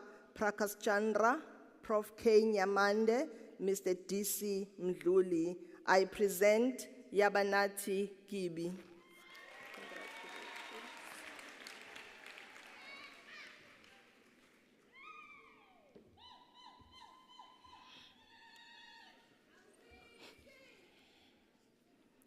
For the degree of Masters of Health Sciences in Clinical Technology, the study titled A Work-Integrated Learning Content Framework for Clinical Neurophysiology Technology in South African Universities of Technology, supervised by Dr. P.M. Orton, Dr. D.R. Prakash-Chandra, Dr. S. Maraith.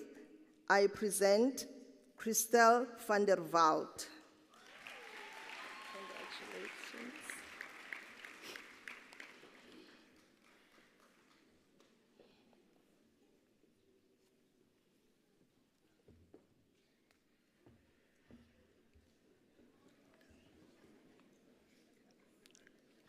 For the degree of Master of Health Sciences in Clinical Technology, the study titled The Assessment of Intensive Care Unit Acquired Weakness in Adult Patients at Risk of Post-Intensive Care Syndrome, supervised by Dr. D.R. Prakash-Chandra, Mr. M.E. Memela, and Dr. E. van der Merwe. I present Nolien van Vuren.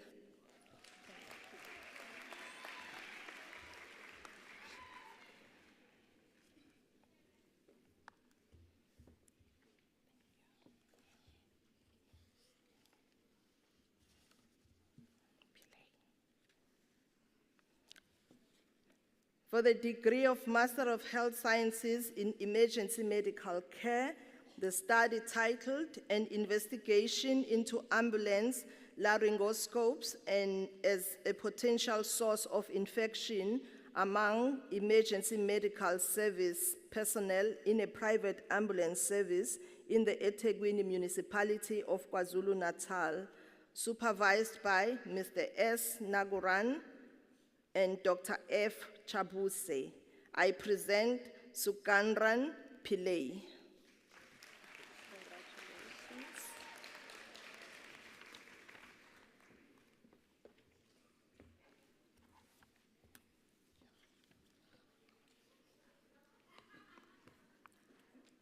For the degree of Master of Health Sciences in Emergency Medical Care, the study titled A Feasibility Analysis of Migrating Emergency Care Providers to the New Emergency Medical Care Qualifications in the Capricorn district in Limpopo, South Africa, supervised by Dr. S. Sobua and Mr. N.G. Kule. I present Philemon Silasha.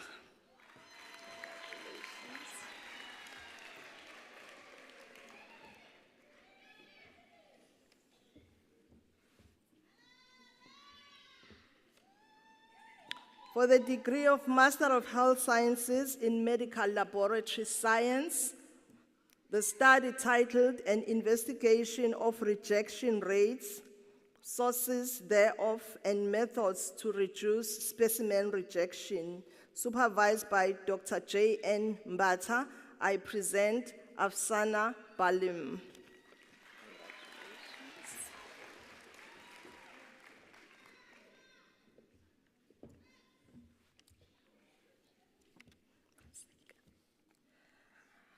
For the degree of Master of Health Sciences in Nursing, the study titled Knowledge, Attitude, and Practices of Caregivers Regarding Vitamin A Supplementation in Children Below 5 years old in Ugu District, supervised by Dr. D.G. Sokela, I present Sitabile Mazeka.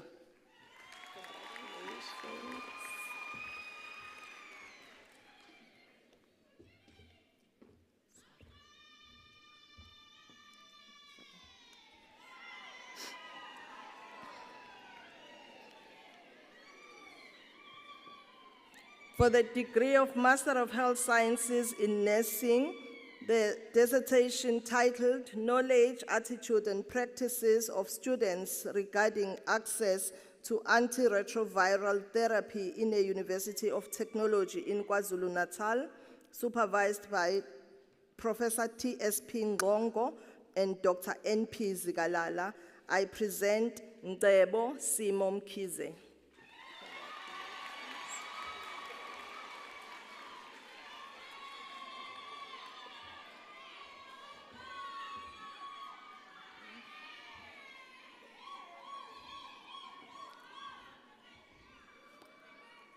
For the degree of Master of Health Sciences in Nursing, the dissertation titled Exploring Factors Influencing Patient Safety Incident Reporting by Nurses in Primary Healthcare Facilities in King Sabata, Dalindyebo Sub-District in the Eastern Cape, supervised by Dr. N. Naranji and Mrs. S. Munsami, I present Patiswa Tolobisa.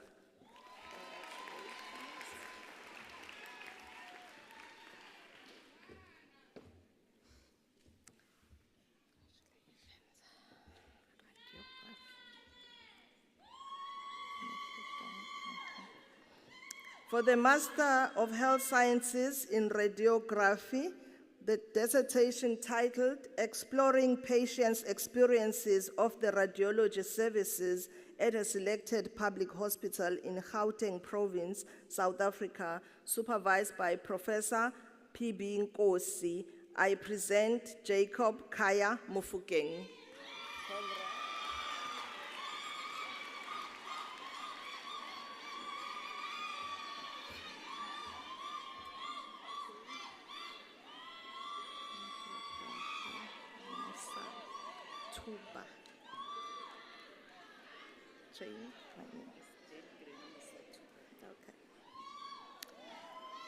For the degree Master of Health Sciences in Radiography, the dissertation titled Student Radiographers' Knowledge and Practices of Ethical Responsibilities for the Radiography Profession at a Selected University in Gauteng Province, supervised by Professor B.P. Nkosi, I present Jane Granny Mosatupa.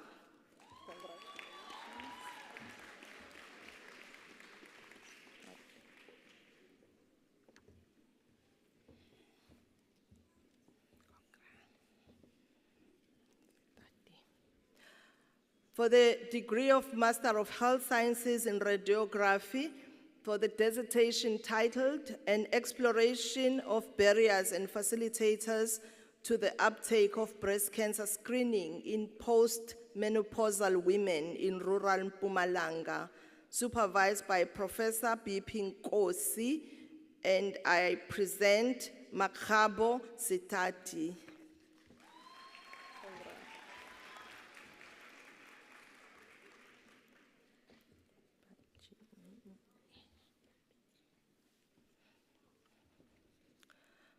For the degree of Master of Health Sciences in Radiography, the dissertation titled Exploring Barriers to Continuing Professional Development Participation by Radiographers in Malawi, supervised by Professor B.P. Nkosi and co-supervised by Dr. M. Hadebe. I present Peter Shaba.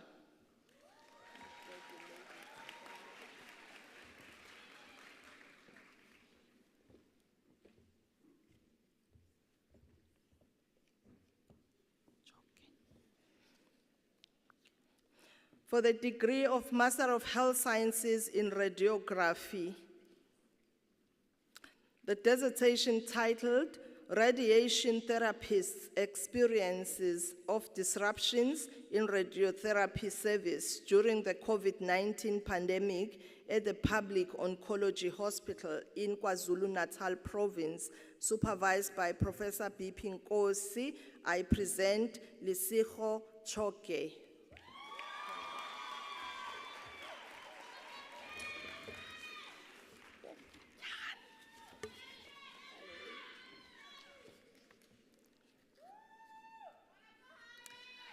For the degree of Master of Health Sciences in Chiropractic, the dissertation titled Practice-Related Hygiene Behaviors Utilized by Chiropractors Pre, During, and Post the COVID-19 Pandemic in South Africa, supervised by Dr. K.S.B. Naidu and Dr. L. O'Connor. I present Jan Frederick Enslin.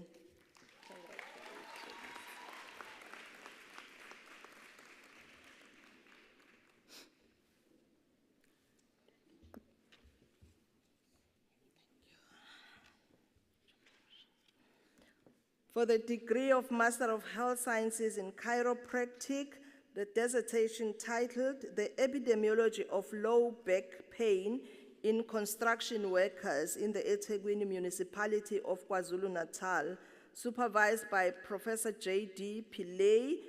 I present Verushan Moodley.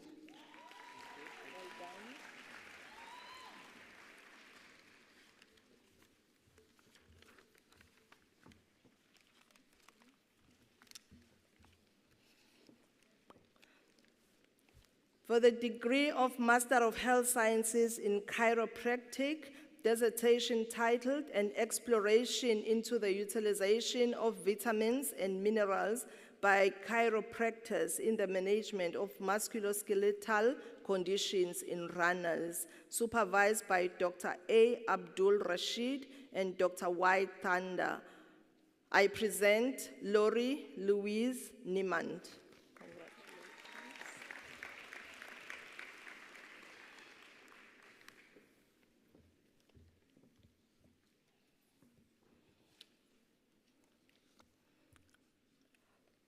For the degree of Master of Health Sciences in Chiropractic, dissertation titled A Qualitative Study of an Exploration into the Self-Reported Experiences of Musculoskeletal Pain in Females Diagnosed with Long COVID within the eThekwini Municipality. Supervised by Dr. A. Abdul Rashid, I present Carissa Pillay.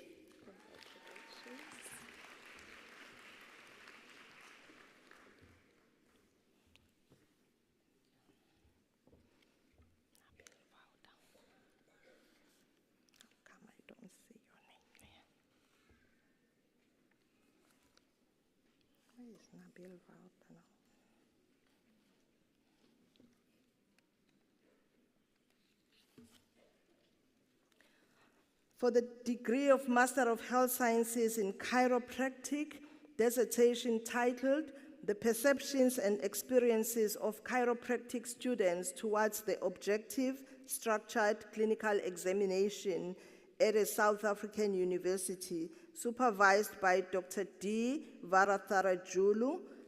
I present Nabil Vauda.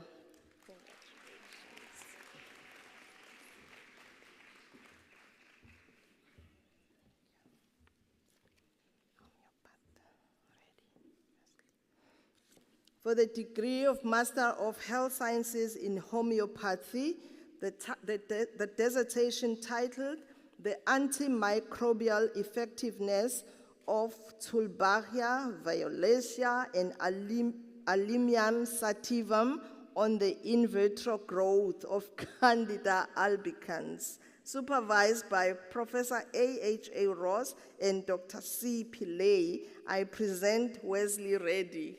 It's okay.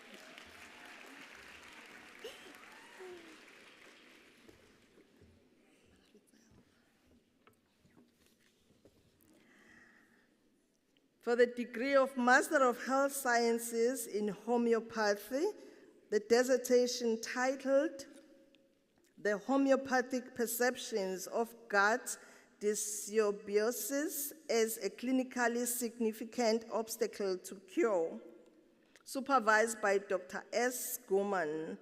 I present Marisol van Rensburg. Congratulations.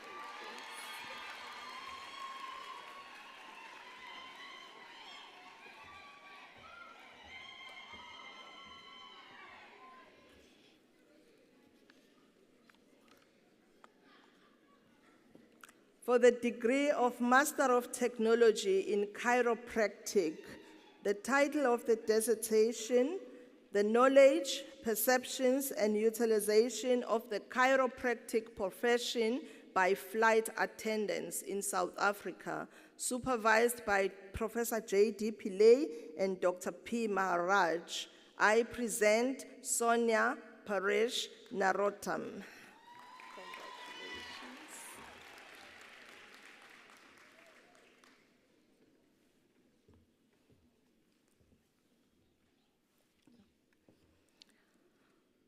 For the degree of Master of Technology in Chiropractic, the dissertation titled Attitudes and Perceptions of Chiropractic Care Among Pregnant Women of the eThekwini Municipality, a qualitative study which was supervised by Dr. D. Varatharajulu. I present Sumeshni Perumal.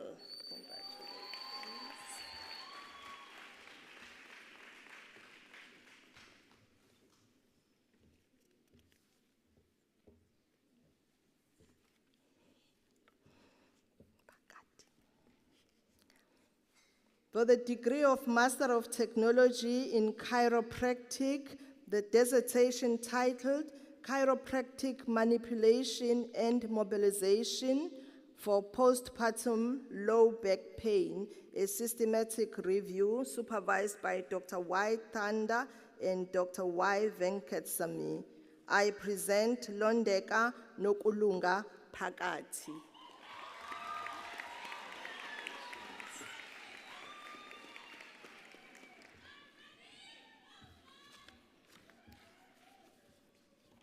Now I would like to call upon the relevant HODs to take over the announcing of the names of the graduands as per program. Thank you.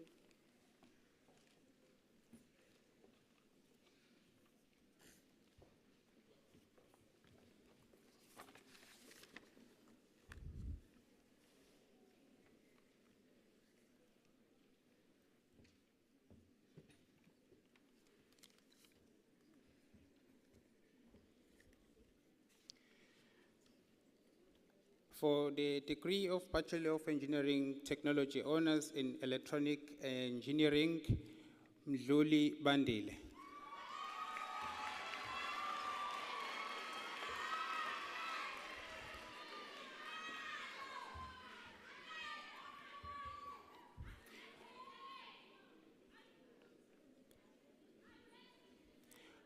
For the degree of Bachelor of Engineering Technology Honours in Mechanical Engineering, Cele Hloniphani Nkanyiso.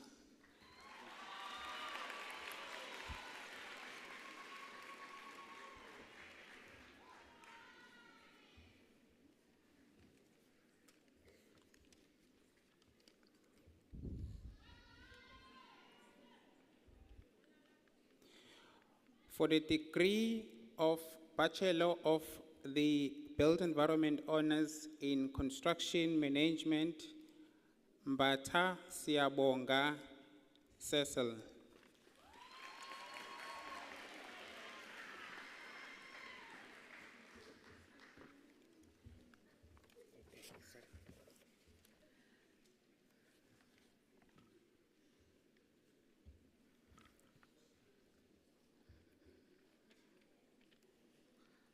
For the degree of Bachelor of Built Environment, Honors Quantity Surveying, Sibia Sandile Wonderboy.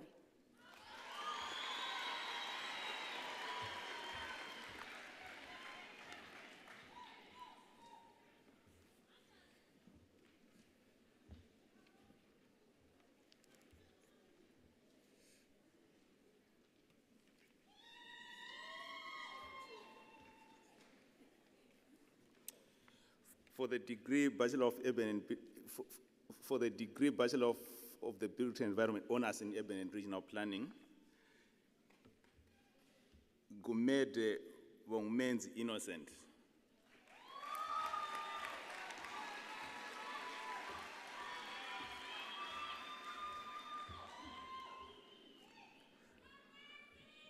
Mtetwa Dalo Mngovi Mvelo.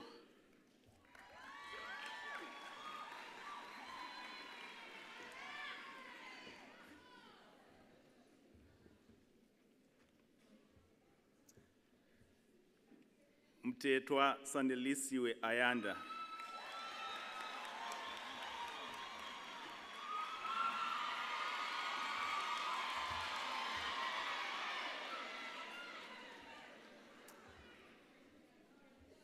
Ngobo Samkelo Pila.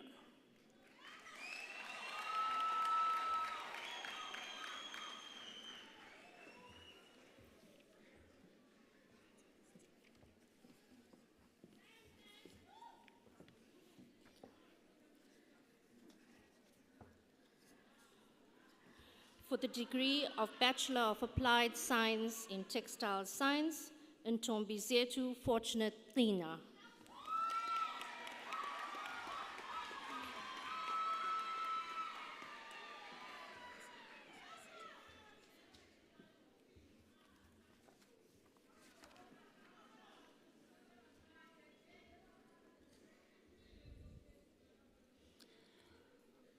For the degree of Bachelor of Sports Science and Management, Kambushe Mfundo Shai.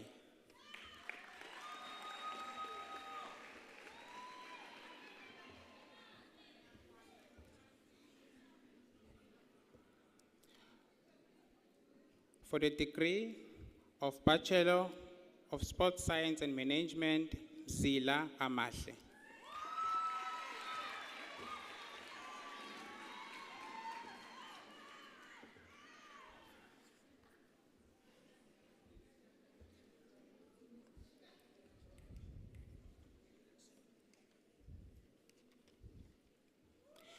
For the degree of Bachelor of Engineering Technology in Chemical Engineering, Ngwenya Siposihle.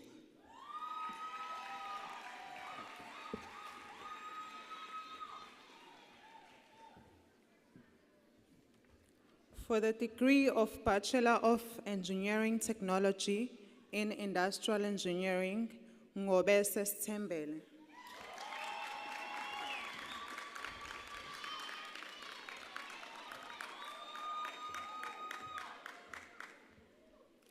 Kwabe Nonhlanhla Koleka.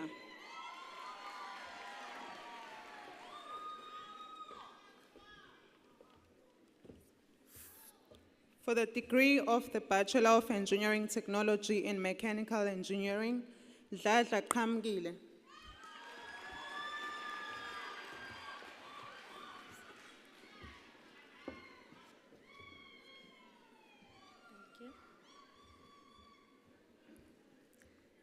For the degree of Bachelor of Engineering Technology in Mechanical Engineering, Khoza Ngebo.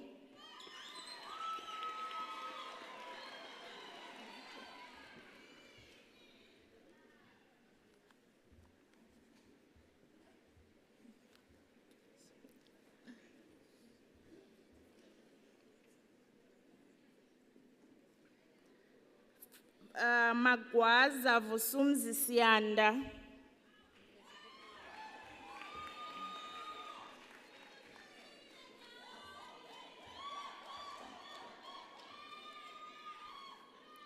Okay.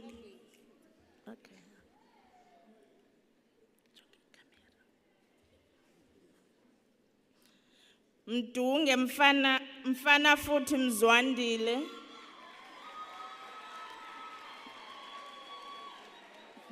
Ngalibali. Mhlanga Sanele.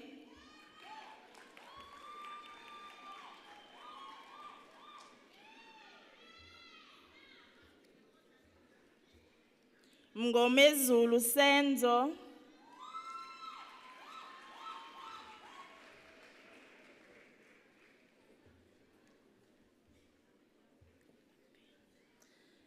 Nalana Khuliso Quintin.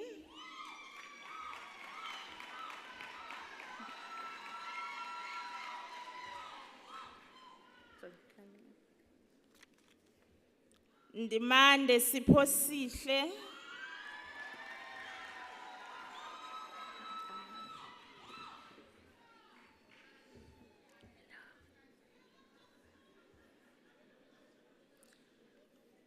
Ngobo nokubonga Pretty Girl.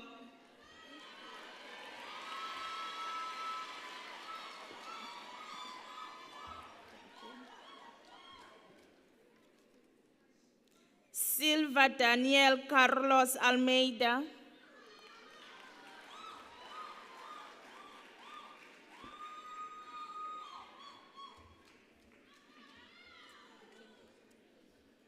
Zita Sakhile Nhlakanipho.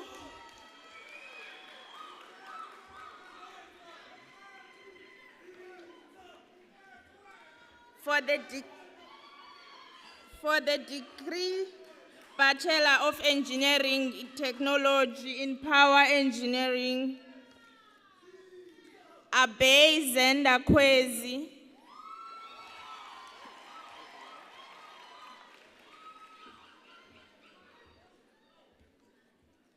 Mhlobo Avuyile. Mahlobo Avuyile.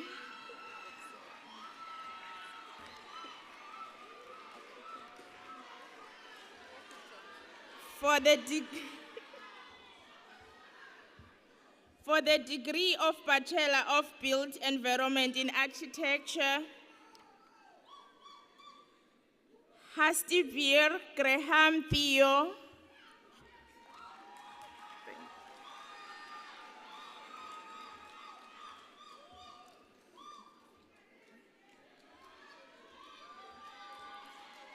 Kishon Akshay.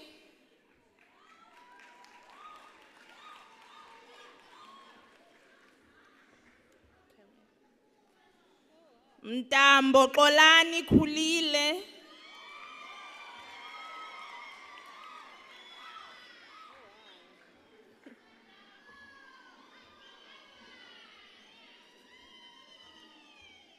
Ndlovu Sandiso Lungelo.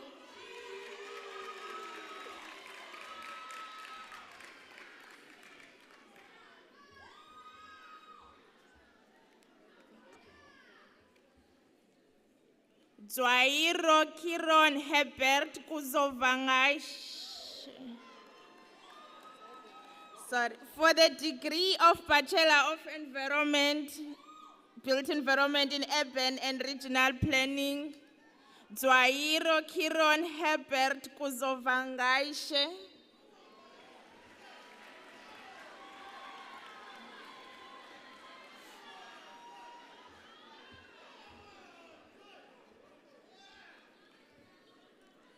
Apa Malibone Chlorine.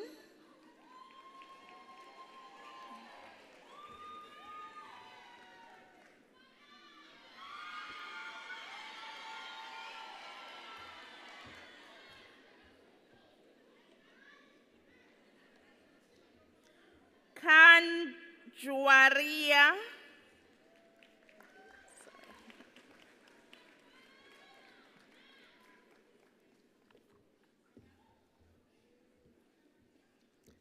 Malunga Naomi.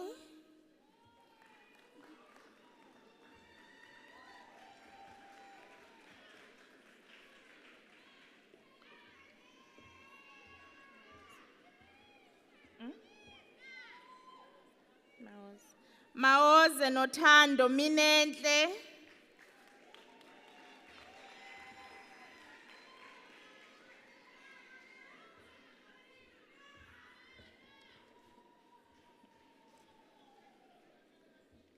Mtalane aphiwe Yolisa Skhulile Alia.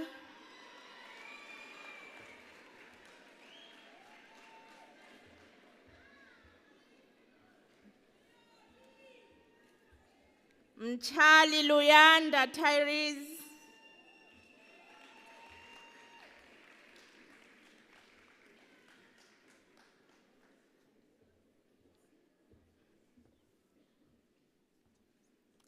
Naido Tashmika.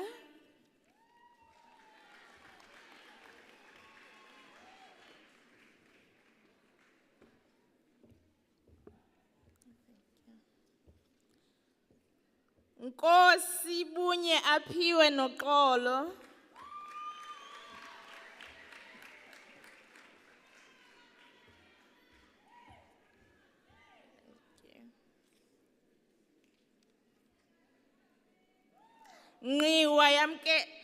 Ngiwa yamkele.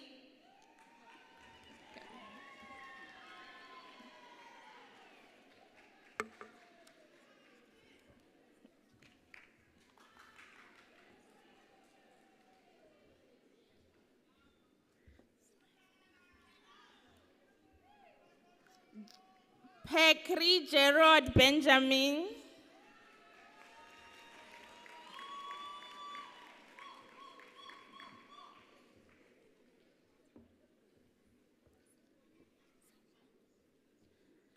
Chazi Asipile.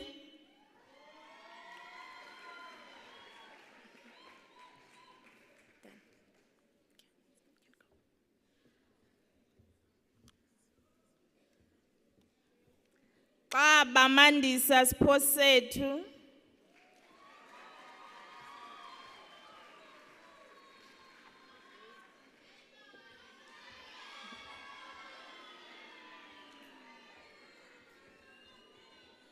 Ulu Sibekezelo Siphephelo.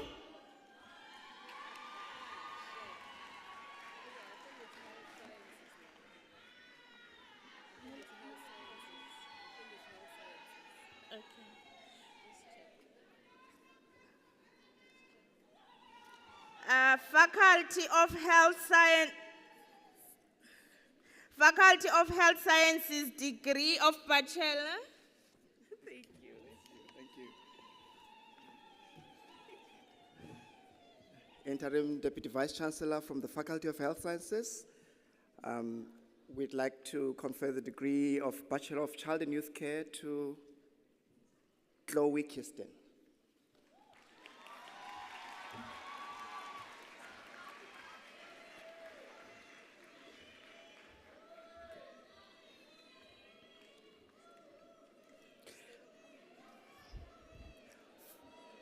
For the degree of Bachelor of Health Sciences in Diagnostic Radiography, Busiswa Dludlu.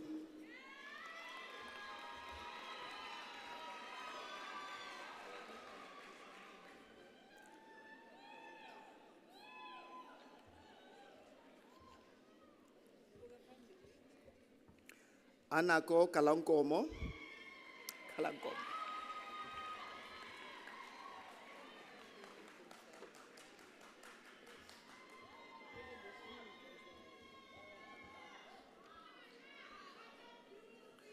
Nosipo Mtetwa.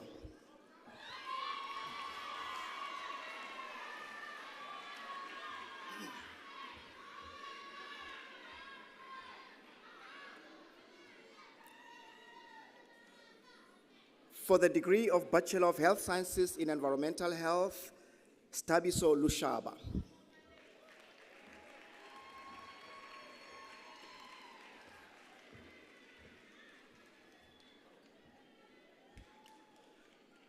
Sefundo Mpanza.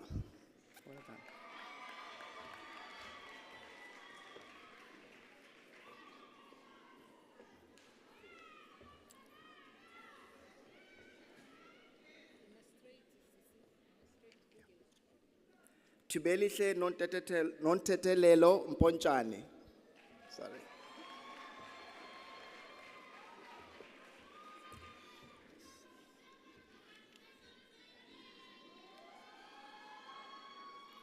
Zota Mtetwa.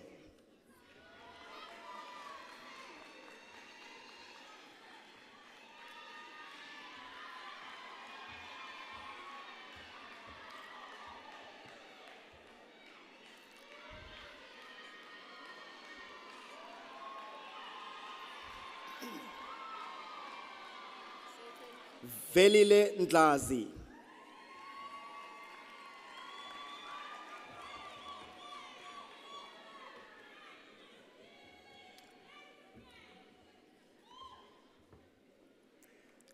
Thandeka Ndlovu.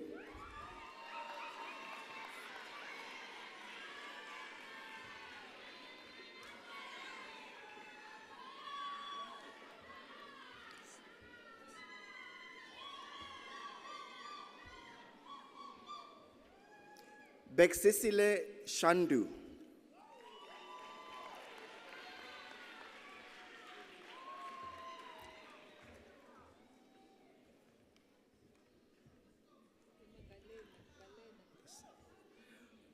Busiswa Stofu.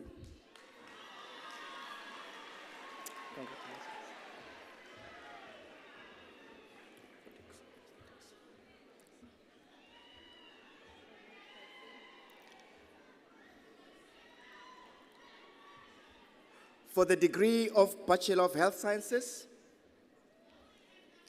in Homeopathy, Siluleko Mkhize.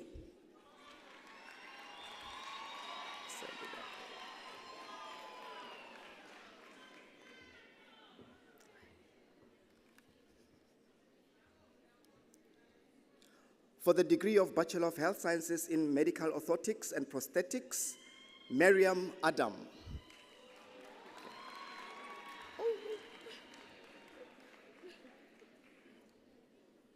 Miriam Adam receives a degree cum laude.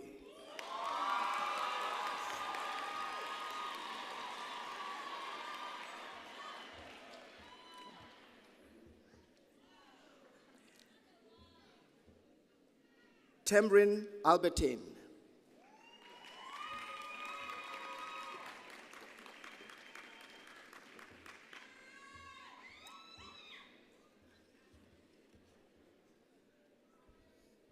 Anela Butelezi.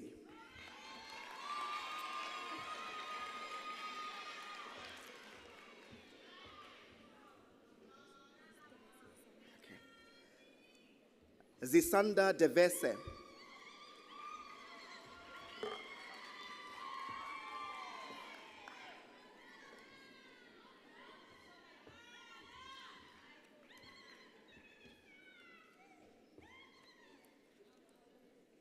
Leanda Gavenda receives a degree cum laude.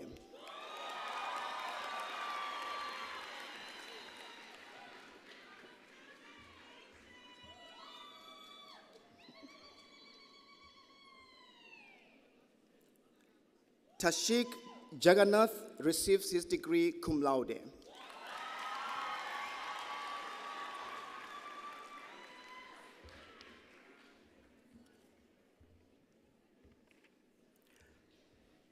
Sahir Juma.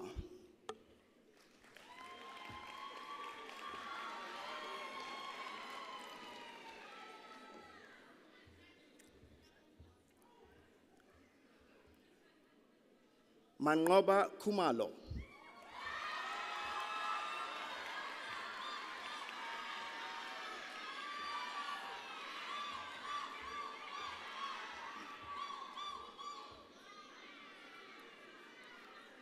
Stabiso Mapumulo.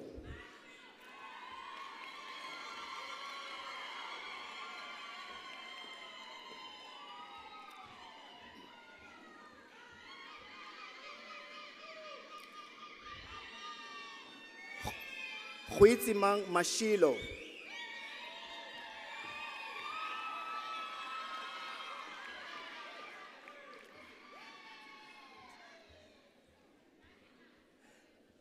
Tandiwe Mbata.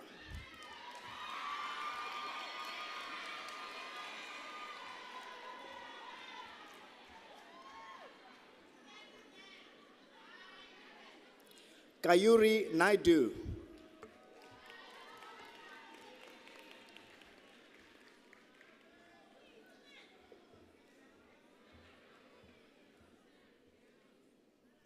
Reese Naya.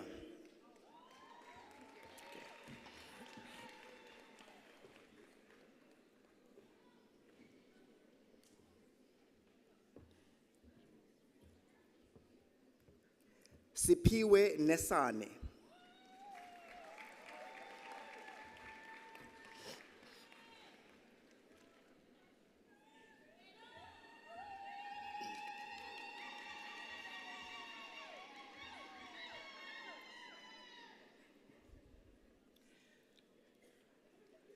Brady Nandalal, and he receives his degree cum laude and with the Dean's Merit Award for academic excellence.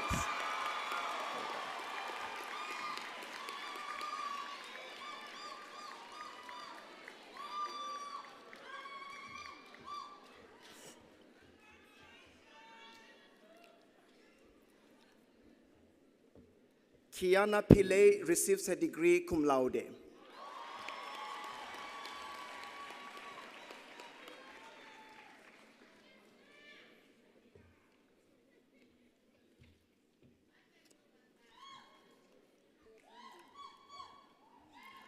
Kululiwe Shange.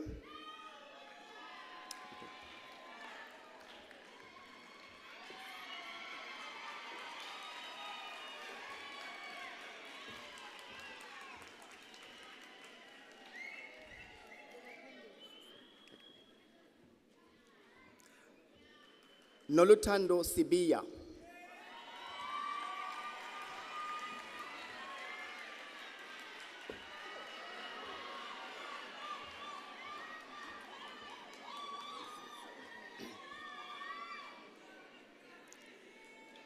Zizile Sitebe.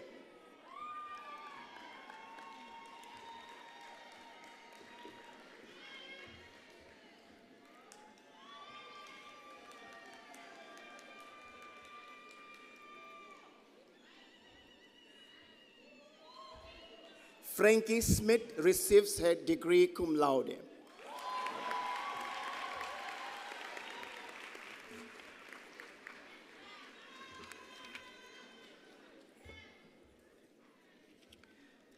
For the degree of Bachelor of Health Sciences in Nuclear Medicine, Katlego Sequela. Well done.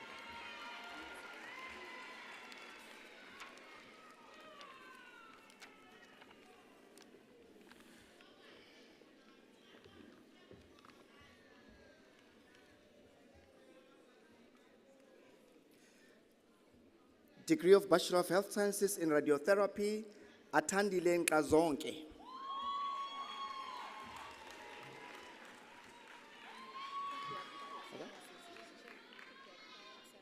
All right.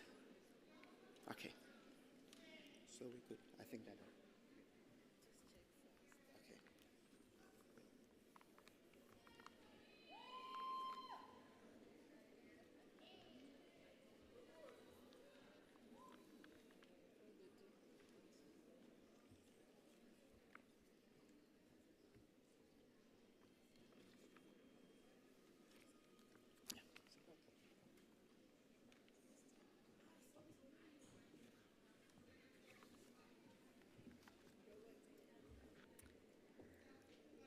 For the Advanced Diploma in Shipping and Logistics,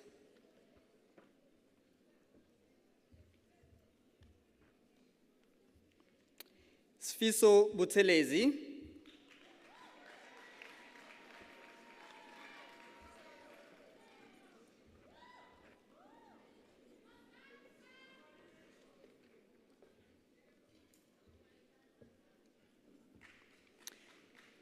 Nonsindiso Rachel Dickens.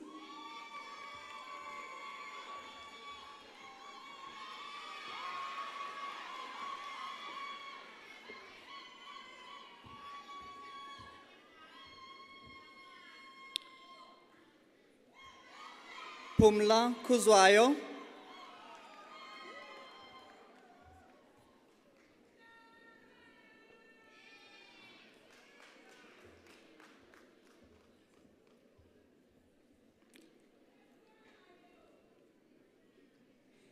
Sibonginhlanhla Kuzwayo,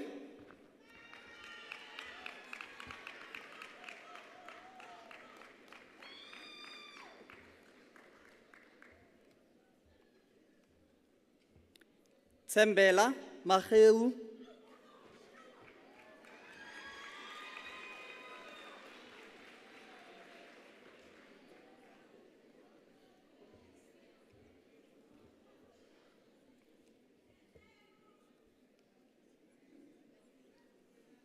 Londega Malinga,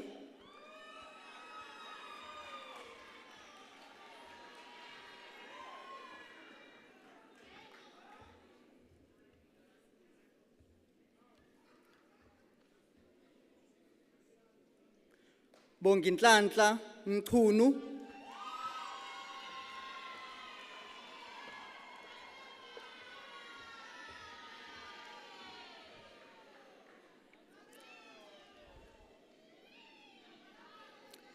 Sinenhlanhla Msimang,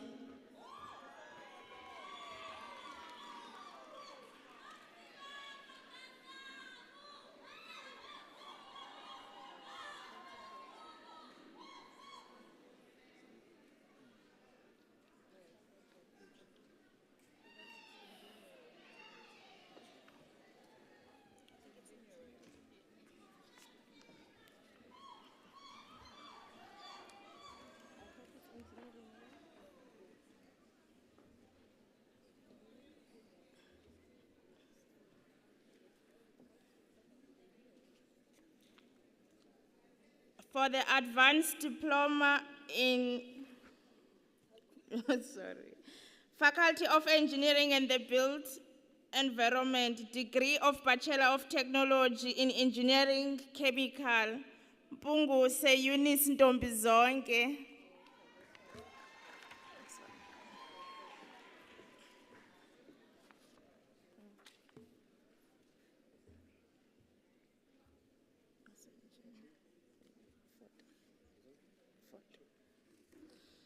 Mkhize Andile Wayne, Faculty of Engineering and the Built Environment, degree of Bachelor of Technology, Engineering Civil, specializing in urban engineering, Mkhize Andile Wayne.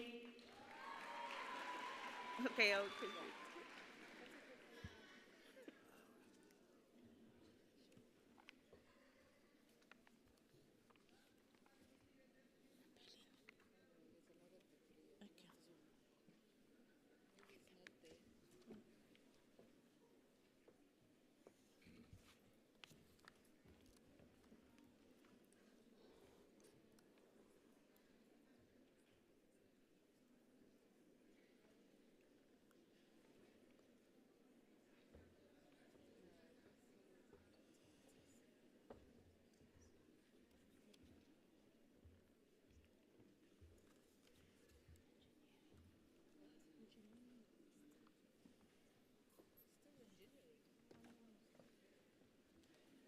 Faculty of Engineering and the Built Environment, Advanced Diploma in Pulp and Paper Technology, Lethia Mahalamele Johannes.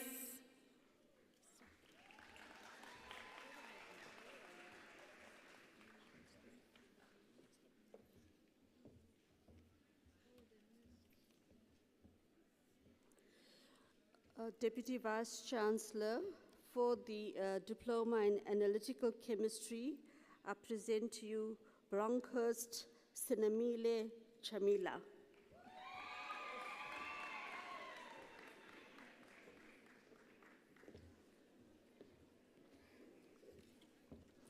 Chonko Asanda.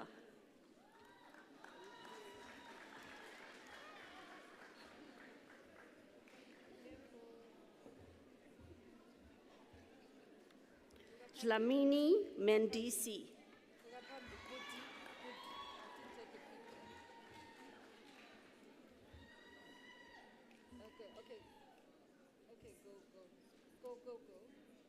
You must go back.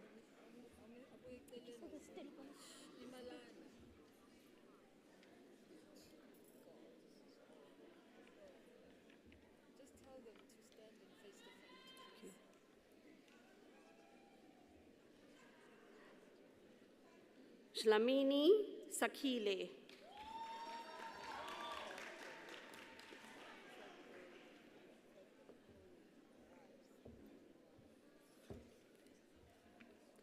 Duma Asanati Nobuishle.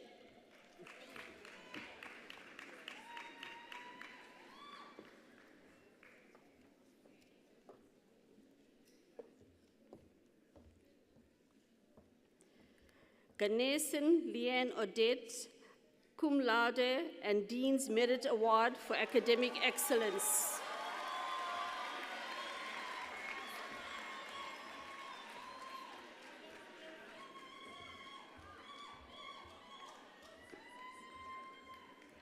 Gwakele Filani Nikki.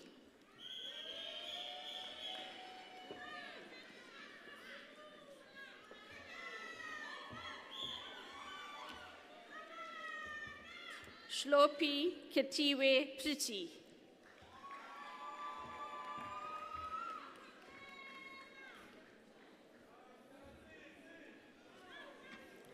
Kumala Sikolile Princess.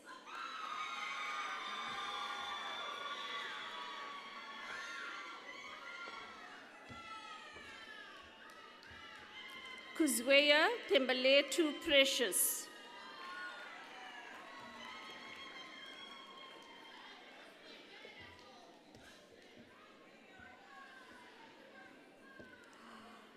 Magwakaza Palisa.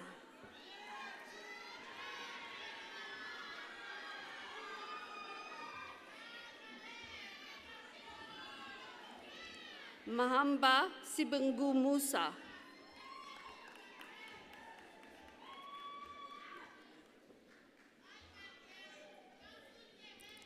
Mensia Oluwetu.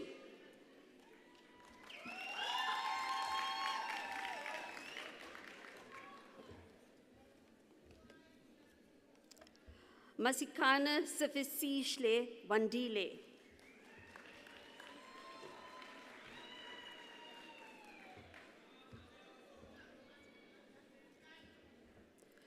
Mdunge Amanda Nokwanda.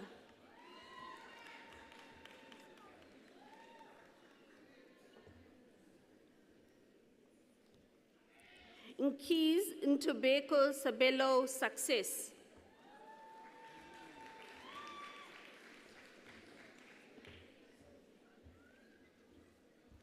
Imkis Sponello.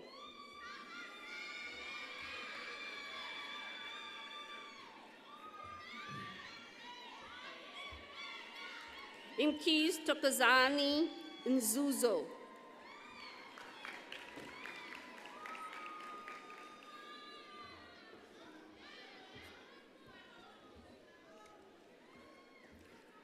Makwanazi Promise Nobushle.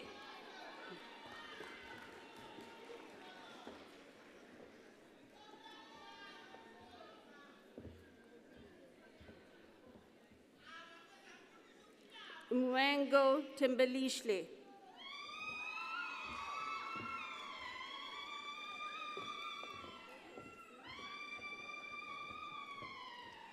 Mwango Zetule.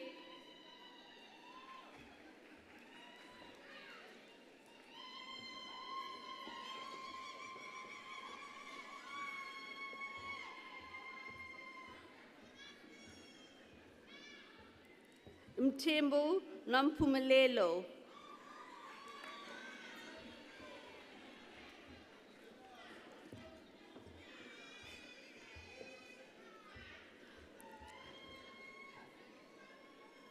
Ndlovu Mondi Vusi.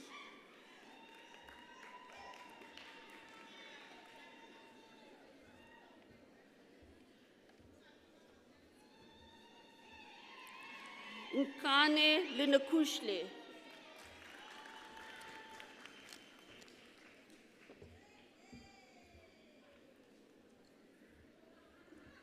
Inyati Alumile Gift.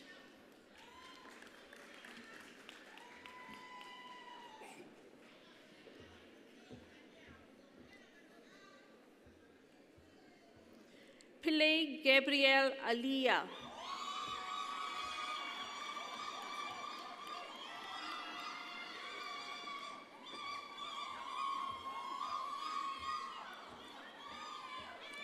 Rabashaka Teshepo cum laude.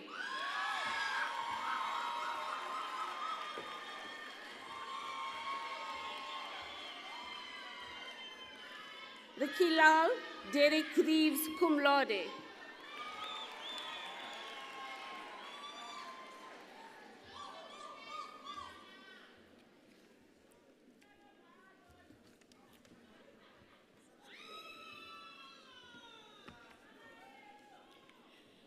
For the Diploma in Clothing Management, Bekazela Gumede.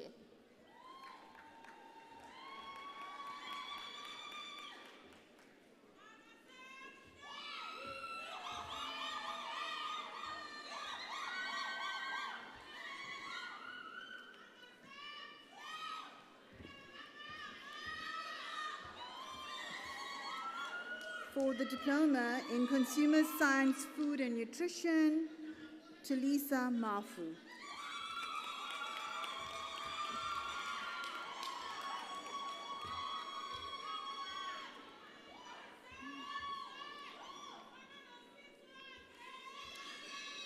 Sabelo Handsome Mlambo.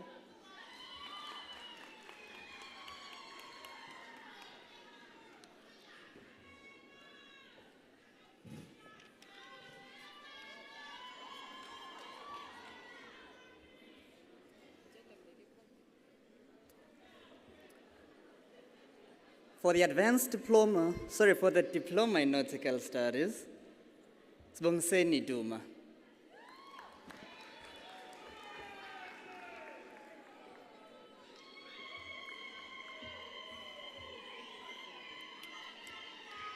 Samgelisiwe Hlengwa.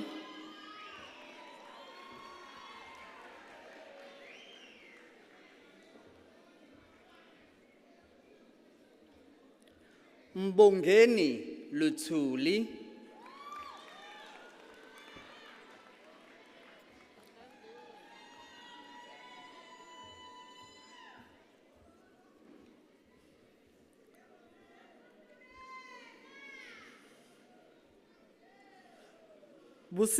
Busisiwe Makutulela.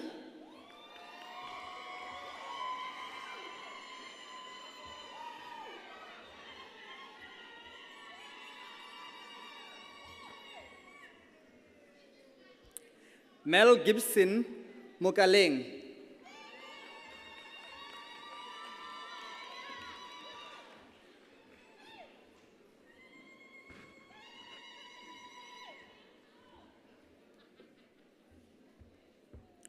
For the Diploma in Shipping and Logistics, Spioguhle Ntuthuko Cele.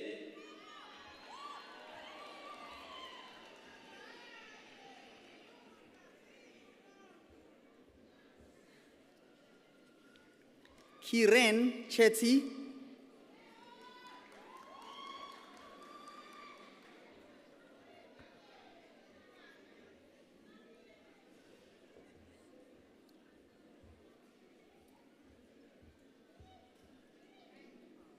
Lindoguhle Zamani Goge.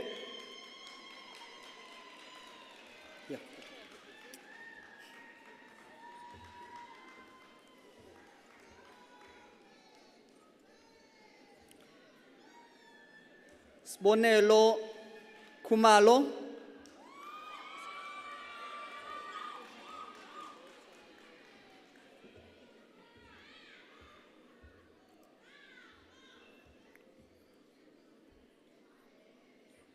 Kwanele Linda Mabaso.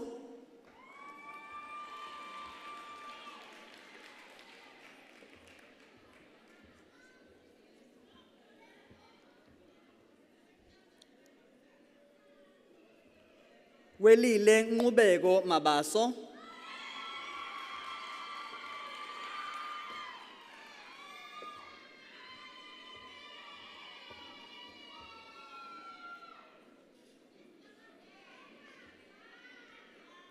Hello, Precious Majali.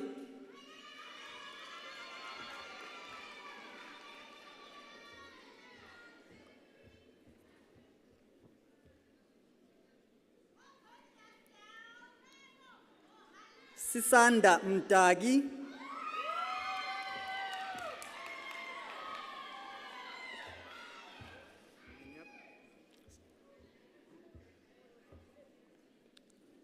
Mangaliso Will Mkonto.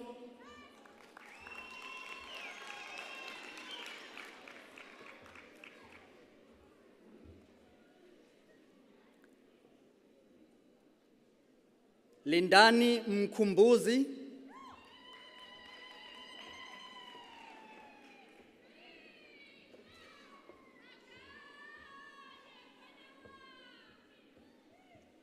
Piwoguhle Mchali.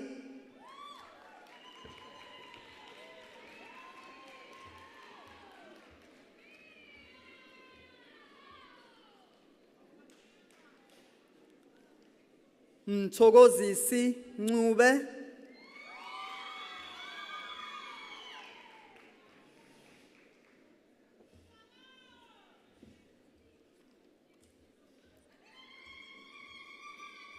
Kulasande Ngobo.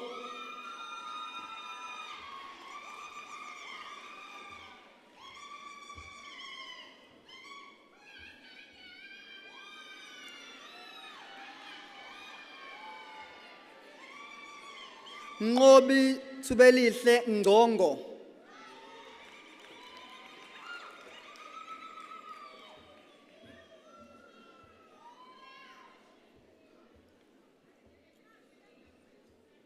Bongeka Ngobese.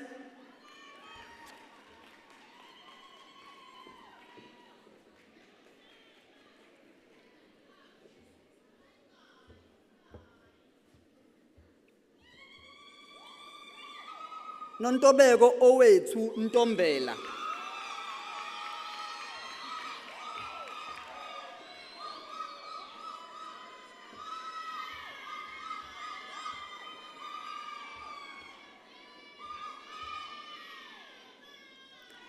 Nkanyiso Nxumalo.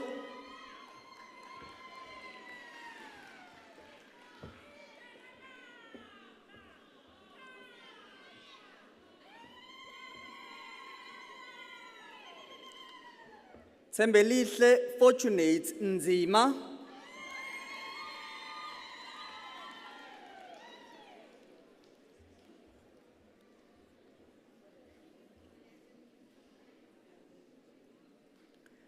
Varshan Ramkinson, cum laude and Dean's Merit Award for Academic Excellence.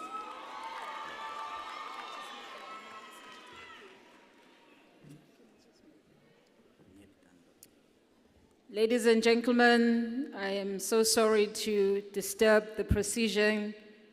I just want to remind all graduates and those graduated and the guests that we are not allowed to leave the hall while the procession is in session. Please try to remain in your seats up until the session is over. Thank you.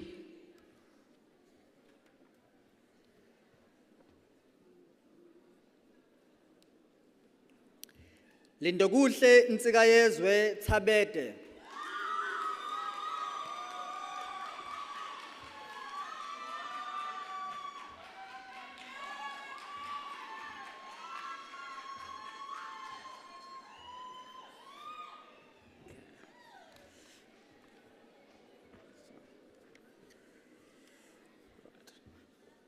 I now present the Diploma in Sustainable Horticulture and Landscaping. Silindile Oleta Mabasho.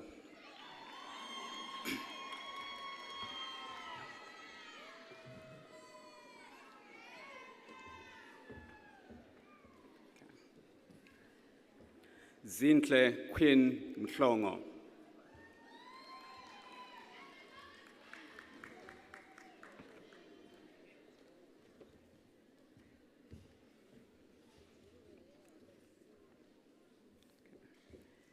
Lindelwa Matonisi.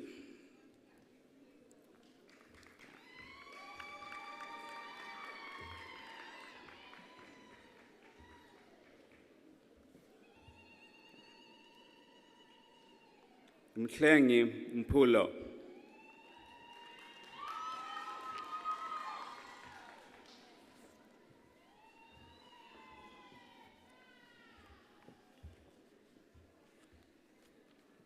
For the Diploma in Textile Technology, Sibusiso Sibongiseni Masinga.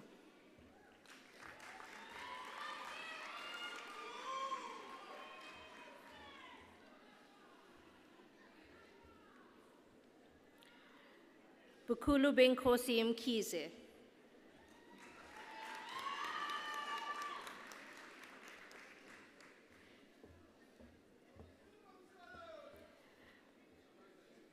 Sinagugu Precious Zungu.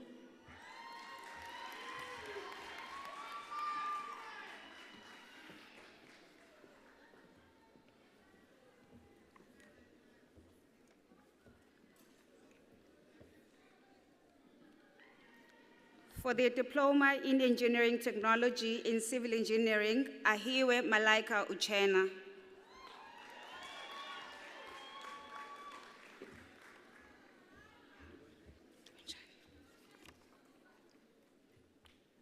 Biela Tembelani Patizwe.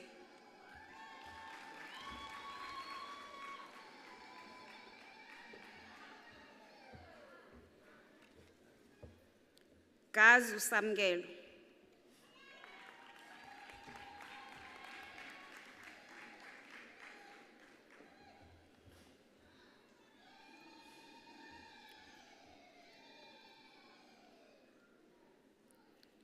Gumede Lindoguhle Halalisani.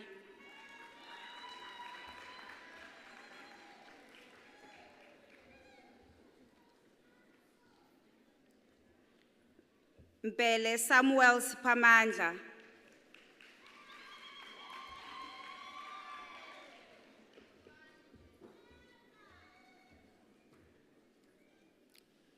Mdletshe Pamandla.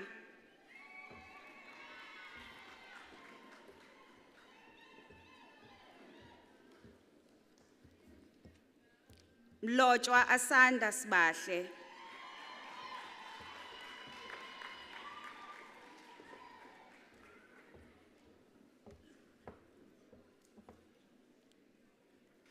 Mthunzi Siphumelele.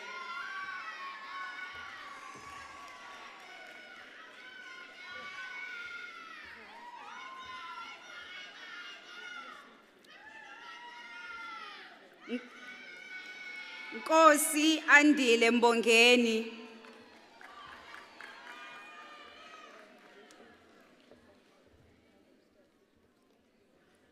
Nxele Lindokuhle Nkanyiso Bright.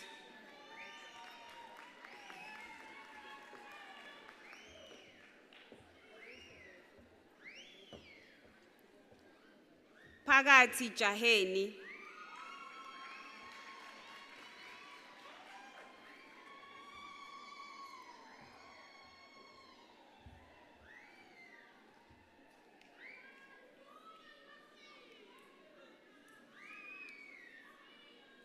Shabalala Sipho Luyanda Gift.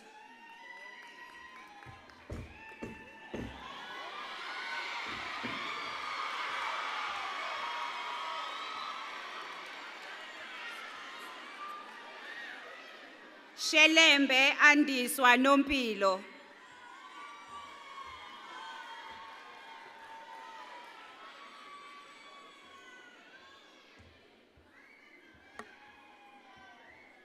Zungu Azola Zanobuhle.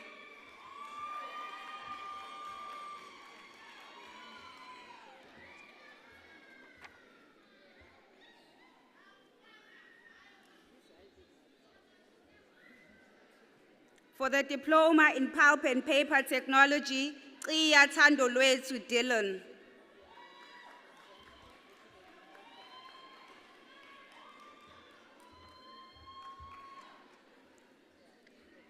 Celu Senzo.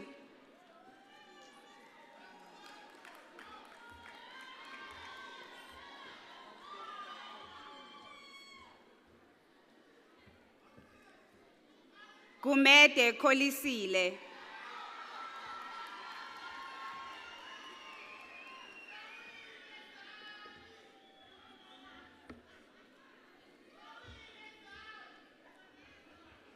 Luthuli Ndumiso.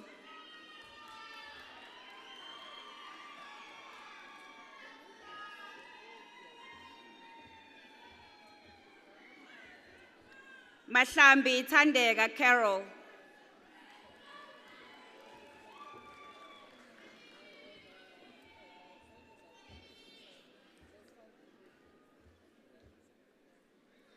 Majola Nkululeko Alson.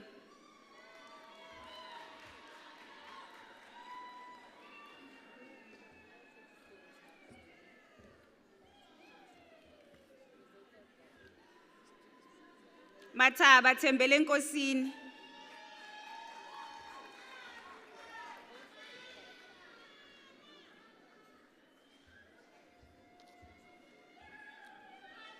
Mhlongo Glenn Mfundo.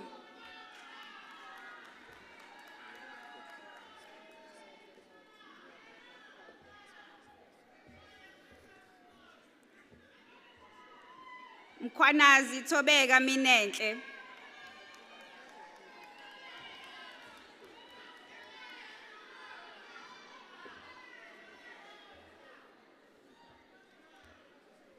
Mthembu Thabile Perfect.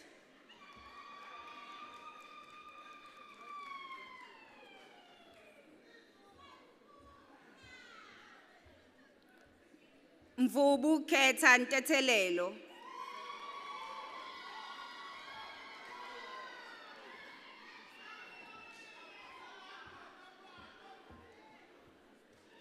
Ngobo Zamafuze Innocentia.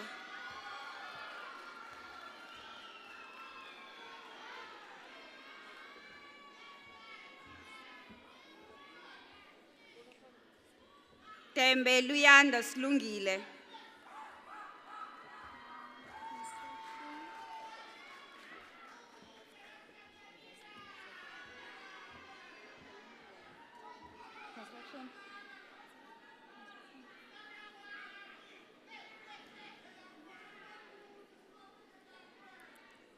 Wendy Nzolo.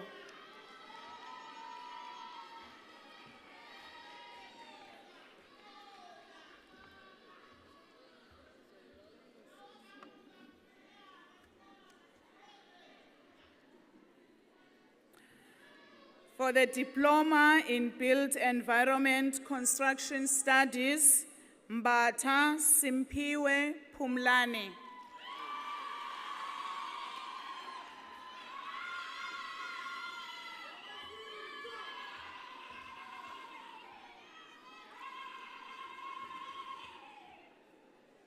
Ntsele Nkosiyomusa Matiti.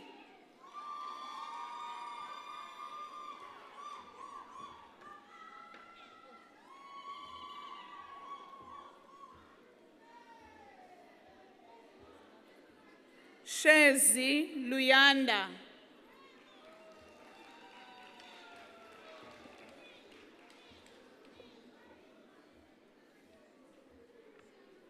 Zikhali Siyabonga.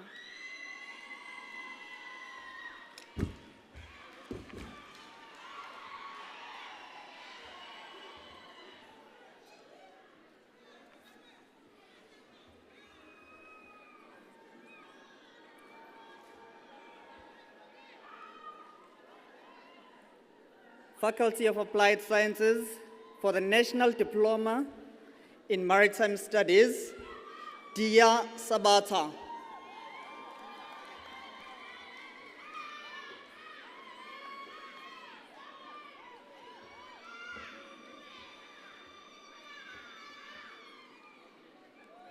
Namhla Khumalo.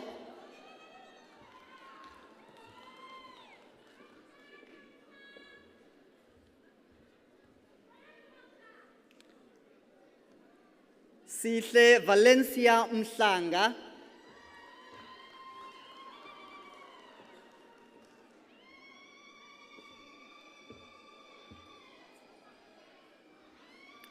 Londiwe Noxolo Zulu.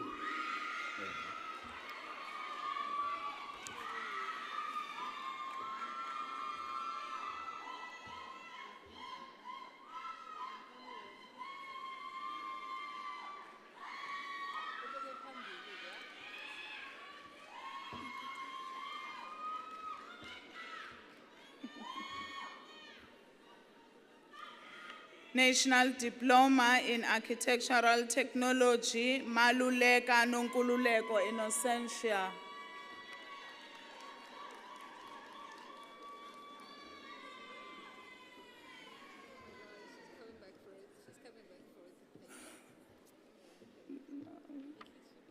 It's another one.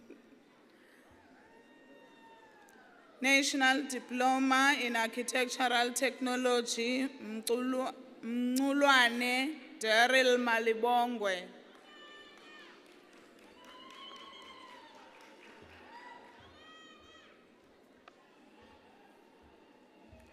National Diploma in Building, Luthuli Sipelele Innocent.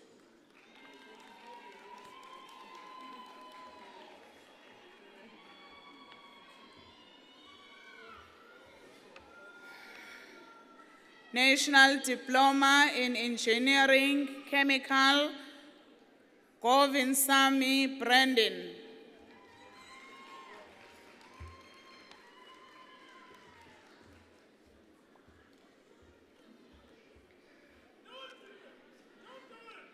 National Diploma in Engineering, Civil, Dladla Ndabezinhle Eugene.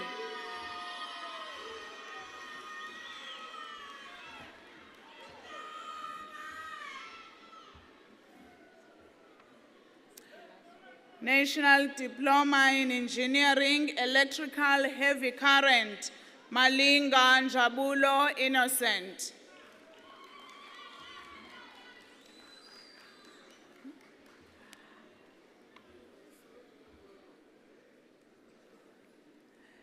National Diploma in Engineering, Electrical and Heavy Current, Mkize Bongumusa Morgan.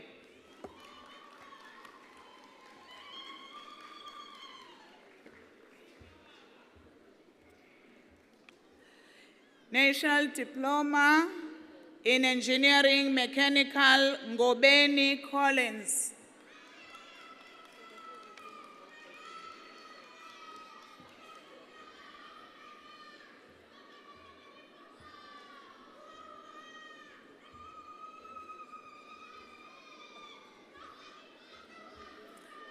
National Diploma in Surveying, Majozi Sibusiso Innocent.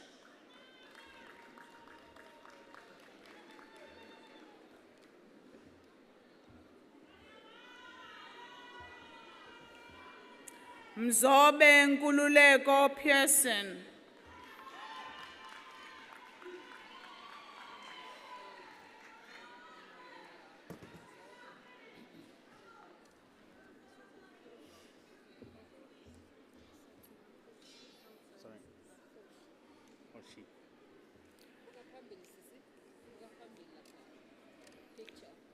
In the Faculty of Health Sciences, in the National Diploma in Dental Technology, Makhoshi Bupape.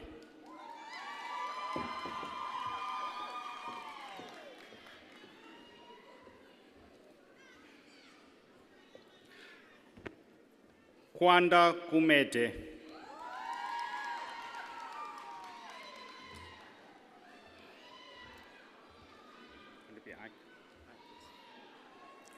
Ike Kumalo.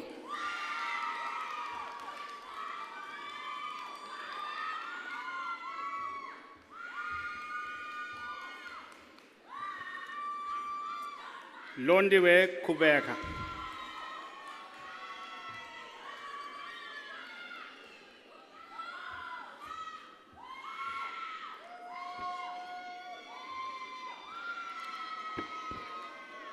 Nokubonga Madondo.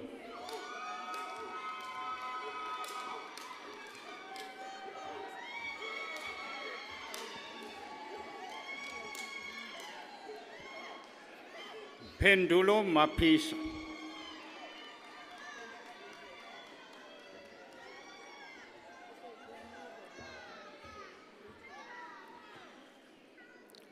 Samkelisiwe Mathenjwa.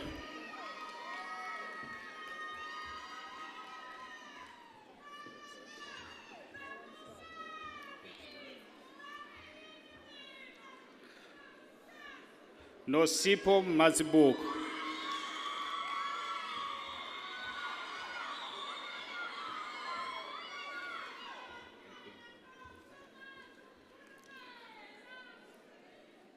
Andele Mbata.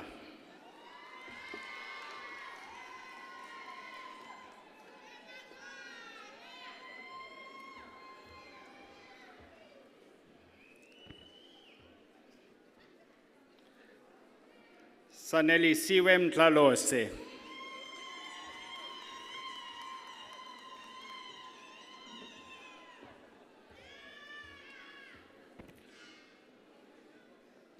Mongeka Mkombe.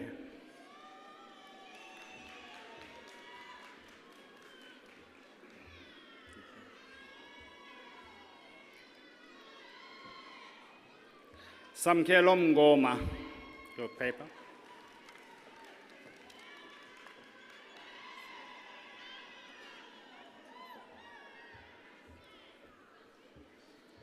Sinazo Ngaba.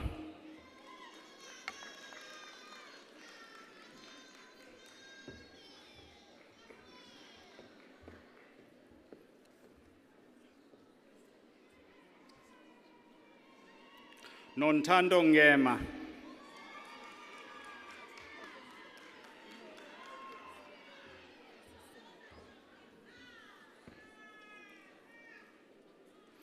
Tembeka Ngidi.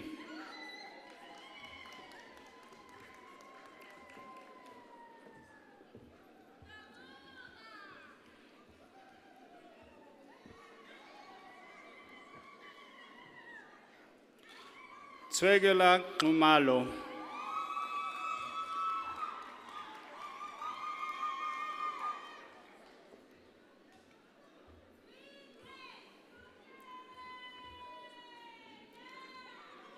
Kapelani Kaba.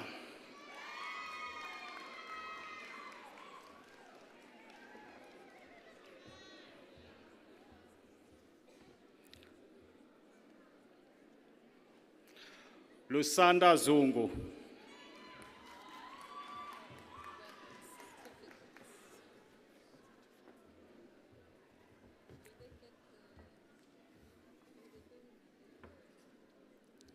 Faculty of Applied Sciences, Higher Certificate in Applied Sciences, Minentle Ndlovu.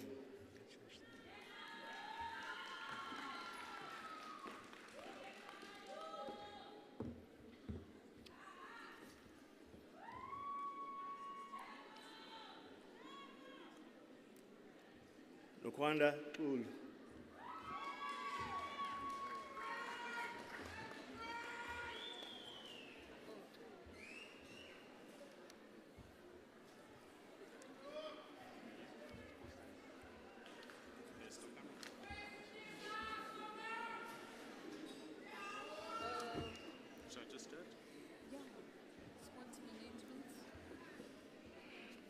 Is this yours?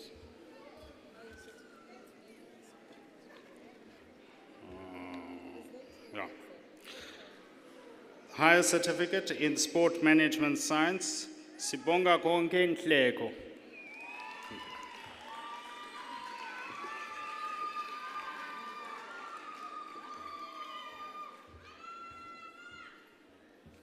In the Faculty of Health Sciences, Higher Certificate in Dental Assisting, Inga Dweba.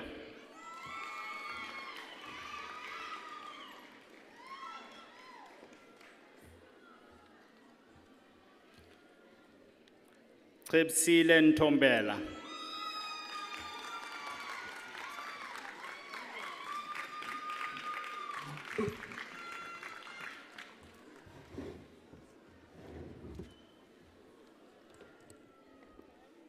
Wow. That was a very long but very proud moment. our graduates receiving their degrees, diplomas, and certificates. Ladies and gentlemen, join me in applauding the sterling achievements of all our graduates. A big round of applause.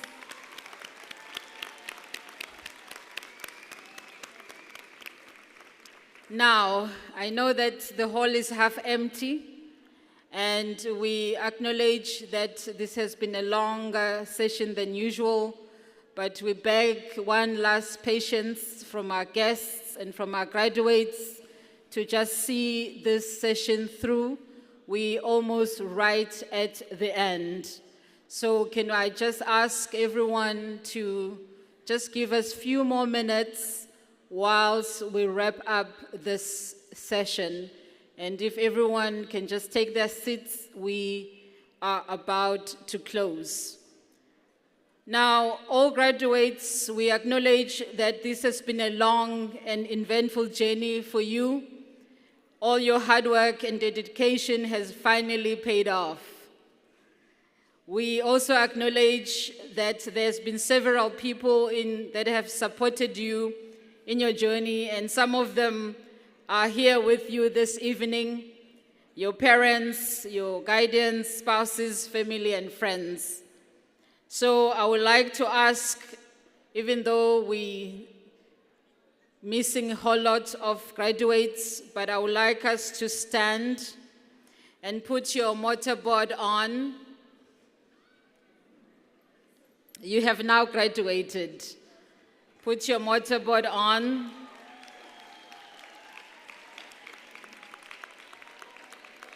With your certificate on your right hand,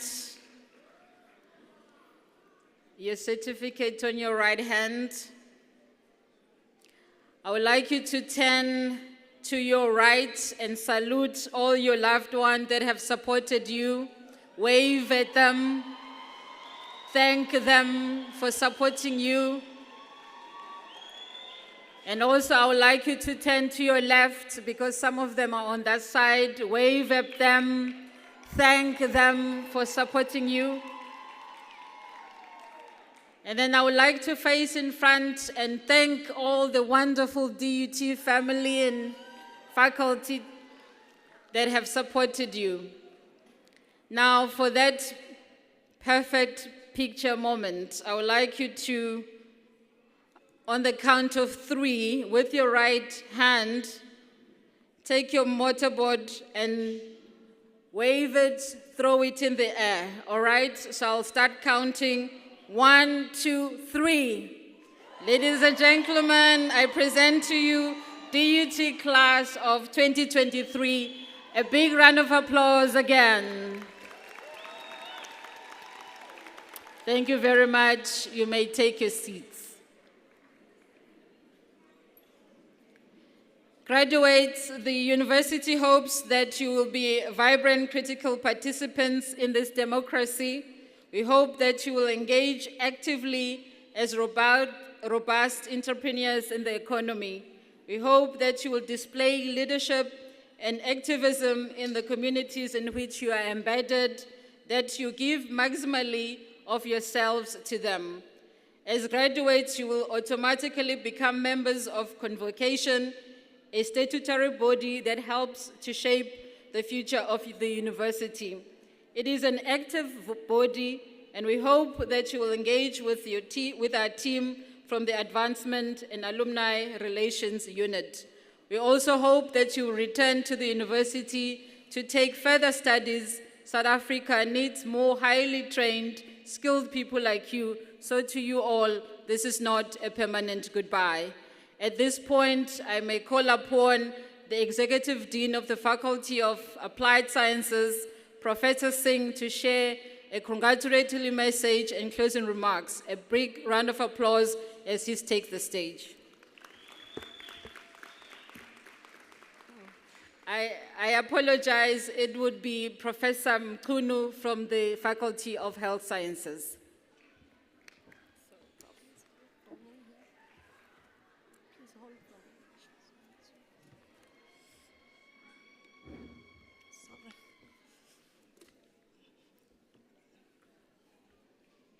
Acting Deputy Vice Chancellor,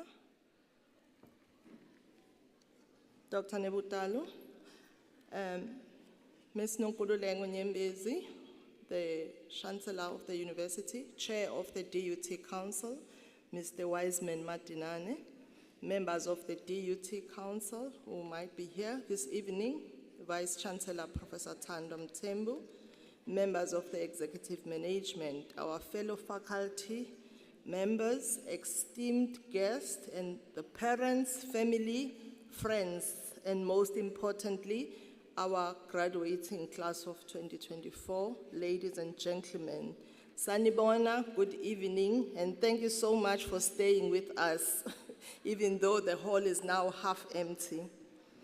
It's my pleasure to address you. I will try and be short and sweet. It's my pleasure to offer my warmest congratulations on behalf of the three faculties, the Faculty of Engineering and Built and Environment, Applied Sciences and Health Sciences. I had prepared a speech for the graduates, but they are no longer here, so I will just cut out that whole chunk that was to address the graduates. To those who are still here, indeed, you've made it. You've navigated the challenges and you've overcome the obstacles and pushed through the late night study sessions and early morning catch-ups.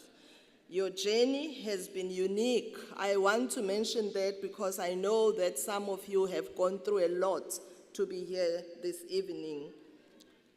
Your journey has been filled up with triumphs, setbacks, but ultimately it has shaped you into a capable, compassionate, and creative individuals.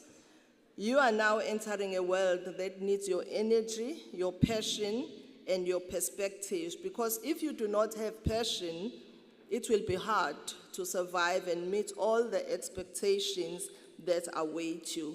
Because lapha yangaphandle akudlalwa, kukhona yonke inhlobo yama challenges that require the innovative leaders, critical thinkers, creative problem solvers, and empathetic citizens. You are expected to excel and to make a difference, to challenge the status quo, and to leave your mark wherever you get employed. We know that you have met so many people in this journey. Cherish the friendships, the mentorships, and networks that have enriched your journey.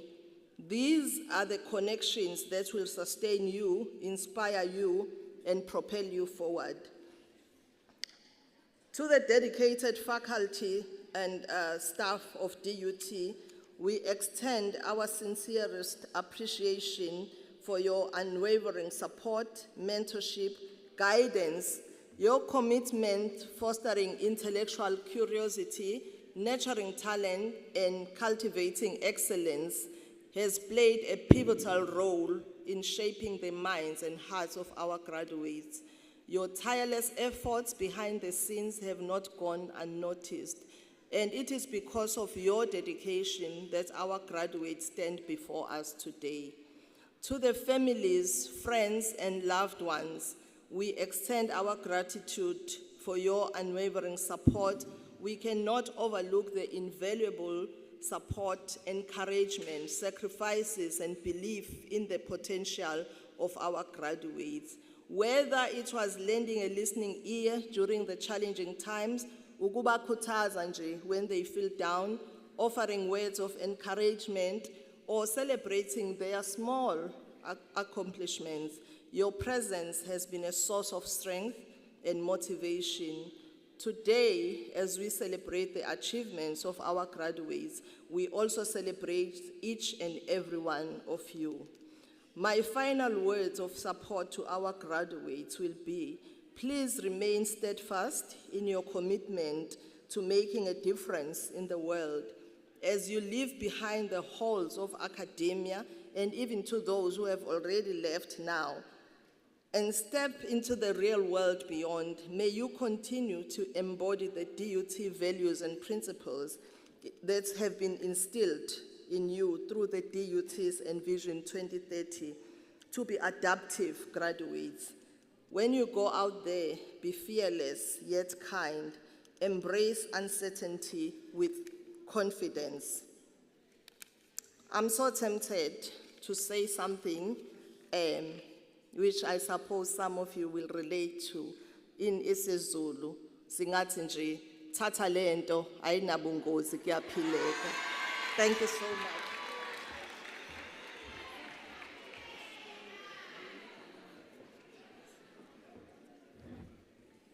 Thatha lento ayinabungozi kuyaphileka.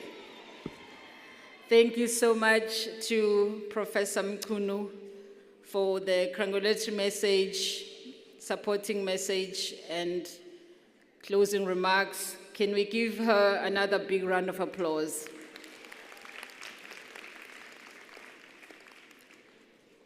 Ladies and gentlemen, to our graduates, a reminder again, the Center for Quality Promotion and Assurance is conducting a survey to all graduates. Please click the link on the SMS that you will receive to participate. As we now right at the end of our ceremony, I will request that you all stand for the singing of the national anthem, which will be led by our DUT chorale. As a mark of respect, I humbly request all gentlemen to remove your headgear. And ladies and gentlemen, a reminder, no clapping at the end of the singing of the national anthem. At the end of the national anthem, the interim Deputy Vice-Chancellor, Teaching and Learning, Dr. Nebutalu, would resolve the congregation. I request the congregation to remain standing until the academic procession has left the hall. With that, dear graduates, ladies and gentlemen, on behalf of the DUT family, I wish you eternal success and good fortune in all your endeavors. Our former president and the late Mr. Nelson Mandela once said, "What counts in life is not the mere fact that we have lived. It is what difference we've made in the lives of others." May you have a pleasant evening as you continue the celebrations, though it's very late. Please be safe and responsible, and remember to tag us as you share your moments on social media, and the handle is #DUTGrad24. Congratulations again as we join the singing of the national anthem of the Republic of South Africa. I thank you all for your patience. Good evening, hambani kahle.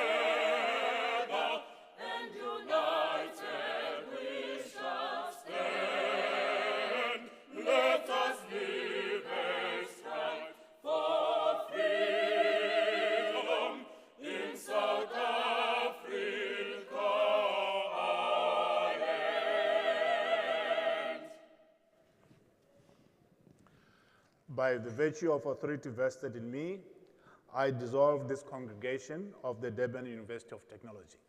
Thank you.